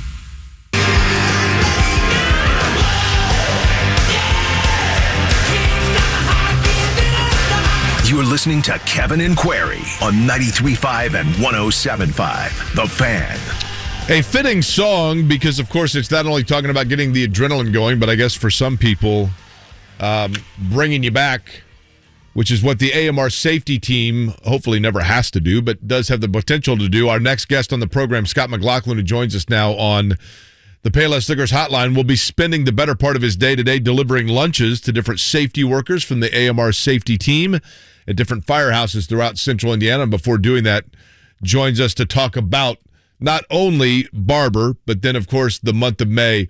Scott McLaughlin in year number 2 with Team Penske. I guess my first question would be this.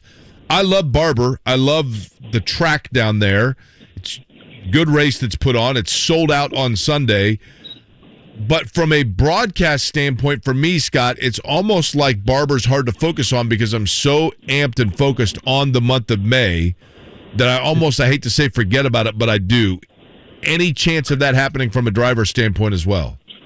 Yeah, firstly, thanks for having me. But yeah, it's certainly a bit of a. I guess you could say when it's scheduled so close to May. Certainly, there's been the open test happen at Indy, and all eyes have been focused on that. But then we've got this sort of one road course that is completely different to any road course that we go to, especially the Indy GP that starts off our May, festivities. So, we need to make sure that we are focused, though, on it, make sure that we're ready to go. It's a huge event for Alabama. It's a huge event for, Barber itself. And like you said, sold out on Sunday. So, but we know that if we go here, it really sets our momentum for the month of May. And hopefully we've been working hard, and hopefully as a team, we're strong enough heading there this weekend. Scott, I don't know if comfortable is the right word, but your results pretty clearly indicate there is some level of comfort here now in your kind of second full season in IndyCar. Where do you feel like you have learned the most, made the most jump from last year? I think the biggest thing for me is just laps that I'm getting, and I'm going to places that I've been to before now, and I'm really excited for Barber this weekend because, that was my first race ever, and what I've learned since then from last year is a ton. And, I guess you can take that comfort level, that confidence that you have and continue it. Obviously Long Beach we felt really fast there, but it was a bit of a blip in the radar with my mistake in the race that put us back. And, I think, we were on for a good result there as well, and that would have been sort of, maybe 3 top 5s to start the year. So, a little blip in the radar there, but have a lot of confidence going to Barber that we can continue to trend and get going. And I guess I just put that down to the confidence and, like you said, comfort in the car. Scott, are you a superstitious guy? Slightly. I wouldn't say crazily, but I don't walk under ladders and I don't touch the trophy and stuff. I'm sort of superstitious. So do you believe in jinxes? I know I feel like I can jinx myself more than anything, but yeah. Okay, because I'm a little nervous what you're about to say to him. I think you're going to win the 500. Okay, done. Let's do it. Here's the thing: you Scott McLaughlin came in, with basically a road and street course background, and then I remember joking with you after one of the Texas races last year, saying you're an oval specialist, right? Because you just kind of seem to acclimate to it. And I think last year as a rookie, you had kind of an underappreciated run throughout the course of the race because you kind of hung around there and then found yourself up there in that 8 to 10 category and were on pace. I just thought it was impressive, but do you feel that way? Yeah, I certainly felt like we slipped under the radar last year, obviously before my mistake in the pits, which was sort of a bit of me, a bit of the car, and unfortunately it's just how our month went as a team. And I felt really comfortable on the ovals. I think it's because I've just come in with an open book. I've had to learn. I learn off some really good teammates like Will and Joseph, and with huge pedigrees on ovals, and I've just learned from them and from a clean sheet of paper, and I've really enjoyed that. The road and street courses I struggled more because I've just got bad habits from the touring car days. So the ovals, I felt like really comfortable. I'm not saying I come out there and smash everyone in the month of May, but I certainly feel comfortable to be able to, hit the ground running and be there or thereabouts. I mean, we led 3/4 of the race, or 99% of the race at Texas, and just lost it there, and I feel like we were the best car. So hopefully we can turn that into another strong super speedway run. You're a native of New Zealand. strictly people can tell in listening to you, you're not a native of Alabama, but tell me if this is correct. I'm going off memory here. When I say that I think you're going to win Indy, part of that is because you get milk for that. And did you grow up on a dairy farm, or like your family were dairy farmers or something along those lines, or am I completely making this up? Yeah, my mum was. Yeah, my mum's family was. Yeah, dairy farmer. Scott, when you got out of the car, I'm always kind of curious about this. When you got out of the car last year after your first 500, do you kind of remember those initial thoughts to experiencing that? And I mean, it was a great crowd, and it's going to be bigger in May. But do you kind of recall what that feeling was like? Certainly, you didn't finish where you wanted to, but any memories from that first 500? Yeah, I think it was over so fast, and I remember thinking like, "All right, this is I've almost had like a homesick feeling because like, you had such a fun time throughout the month, and I knew that it was just over." And it was 365 days till we get back there again. And, it's such an awesome festival, such an awesome, event, the month of May. And to be a part of it was really cool. But, yeah, there was a bit of a depletion as well from running really good and being, I sort of pitted right behind Alio there. So we were in that front pack in that last sort of couple of stops. So, it was a bit of depletion. But at the end of the day, I was proud to have just completed every lap and finished the race. It's amazing to me that 3 hours and 500 miles can seem like it goes fast. Yeah, it did. It honestly felt like it went for like half an hour. I swear to God, it was crazy how quick it went. You did a pretty fun thing, Scott McLaughlin, a year ago, maybe it was 2, when you first came to the States. I mean, you're a native of New Zealand. You've raced like in Australia, and then you came here, and you had fun with it, and you embraced it, and you soaked in the cultural acclimation to the U.S. Truly, what was for you the biggest like eye-opener of like, man, I am not in New Zealand anymore? I think it's stupid for me to say it because I've got the accent, but I just found it was so different. North, south accents, east, west, everything was different. It was almost like there was different countries inside a country. The different cultures, what people eat, what people said, what people did, and supported. It was so, so full on. I'm a massive fan of sports, so it's like literally my home to be like here. I'm watching sport every night. The NBA playoffs are on right now. I mean, March Madness has just been, which was so awesome. Football was, come back September odd. So, I'm a big fan of all that sort of stuff and the culture that you guys, surround yourself with. And I think a lot of the Americans sort of take for granted how lucky you really are, like with everything at your fingertips. In Australia, we dream of going to Madison Square Garden. We dream of going to, a Super Bowl. We dream of everything like that. It's bucket list stuff for us, and you guys got it at your fingertips. So it's really cool to be a part of all that now. Who is your favorite American sports team, regardless of sport? Who is your favorite American sports team? It's that's a hard question. I mean, I've started getting into the college football with the Wisconsin Badgers. So I'd have to say I'm a big Badgers fan. Now, is that the Derry connection again? Why Wisconsin? My spotter is a huge Badgers fan, and I just love their third quarter jump around. I'm a bit of a partier myself. Yeah. I think it's pretty badass. Here we go. I'm a bit of a partier myself. Right. Hell yeah. Cue up, jump around maybe on the victory lap in late May. Here. So Wisconsin. Maybe carb day. Carb day, certainly. Okay. Yeah. So Wisconsin football. What about NFL? Who's your team? The Panthers. I supported a team where I lived the first time. So okay, we're not very good at the moment, but yeah. Okay, NBA. Are you a Hornets guy? I'm a Knicks fan. I've been a Knicks fan since I was like 4 years old. Okay, Scott, the Panthers. Panthers got a big draft coming up tomorrow night. I don't know if you've paid attention. I know people from outside of the country think the NFL draft's one of the wilder things, just with how players get selected. But that's a pretty big draft for that team. Yeah, I mean, we could go. I mean, there's talk of like getting a QB at 6, but I think we need to build an offensive line. We've got nothing right now in that department. I think our defense is good, so hopefully we get an O-line and we can sort of make it happen for the QB. When's the last time you had a bad day? Like, you just strike me as a guy that never has a bad day. Yeah, I mean, I just live the dream, man. I'm doing many things that I've got, there's 33 seats for the 500. I've got one of them, and I'm driving for the Penske fraternity. I'm living in America. I'm married. I'm happy. There's nothing to be really upset about. Obviously, I go through ups and downs and miss my family, but my family's coming for May, and that's going to be awesome to have them a part of everything because they haven't seen me in an IndyCar before. That's probably been the most negative thing about my time here is just missing home, missing family. But other than that, no, just have a ball and just take the punches and get on with it and have fun. Is your wife from the U.S. or where did you guys meet? Yeah, we met actually in going on the party scene. We met in Vegas.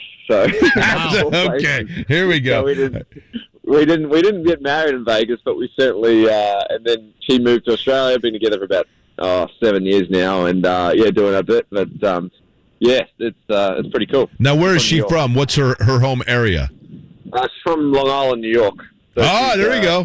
Staying with the Knicks. I thought you were going to ask her what was she doing in Vegas. I got nervous there for a second. No, we don't need to know everything. No, it's all good. We're all above board there. Scott, last one from me. And again, my driver racing knowledge is very low. So I'm just curious. You hear this like oval test last week. And to me, it just seems like, what are you learning a month out from that? I feel like conditions will be different. And I don't know, just kind of a novice with it all. So what did you learn from a couple of days around the oval here last week?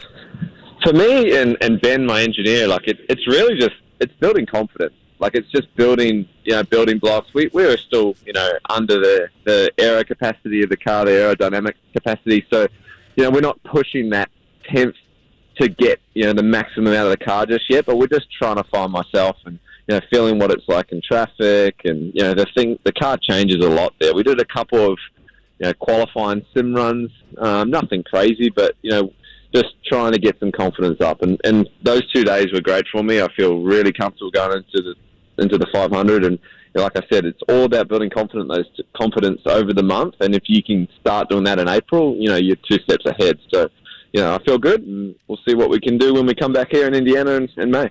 All right, Scott, we got like 45 seconds left, but our theme of the day has been this. You walk up to a vending machine. It's got every candy bar known to man. You have your $1 bill. You get to pick a candy bar. Which one do you go with? M&M's by Country Mile. Okay. Country Mile. I know it's not a bar, but it's at M&M's. I think it counts. They'll be there. I think it counts. Trust me, sounds like there's been plenty of bars in the past. You know what I'm saying? Yeah. Hey, Scott, appreciate you helping out with the AMR folks today. Right now, Scott. We're jumping in studio for you, Scott. We look forward to seeing you, all right? Thanks, guys. Appreciate it. Jump around. Thanks. What a good dude. What a good dude. You know that guy from Jump Around had that... House of Pain, right? Yeah, but what's the other song he had? He went solo and has a song that you're like, huh? Everlast, What It's Like? Yes. Mm-hmm. So I was thinking, isn't it Wonderful Everclear? No, yeah, that's a different band. Yeah. Totally. I was going to say, that's very different. This song came out my sophomore year of college. Everyone loved it. Jake, you talk about IndyCar in the future? Whew, boy, that guy can be a bright one. He can flat out get it done, man. And that's a bold take by you right here in late April. I'm just telling you. See how that unfolds. We'll talk tomorrow. More draft talk. See ya.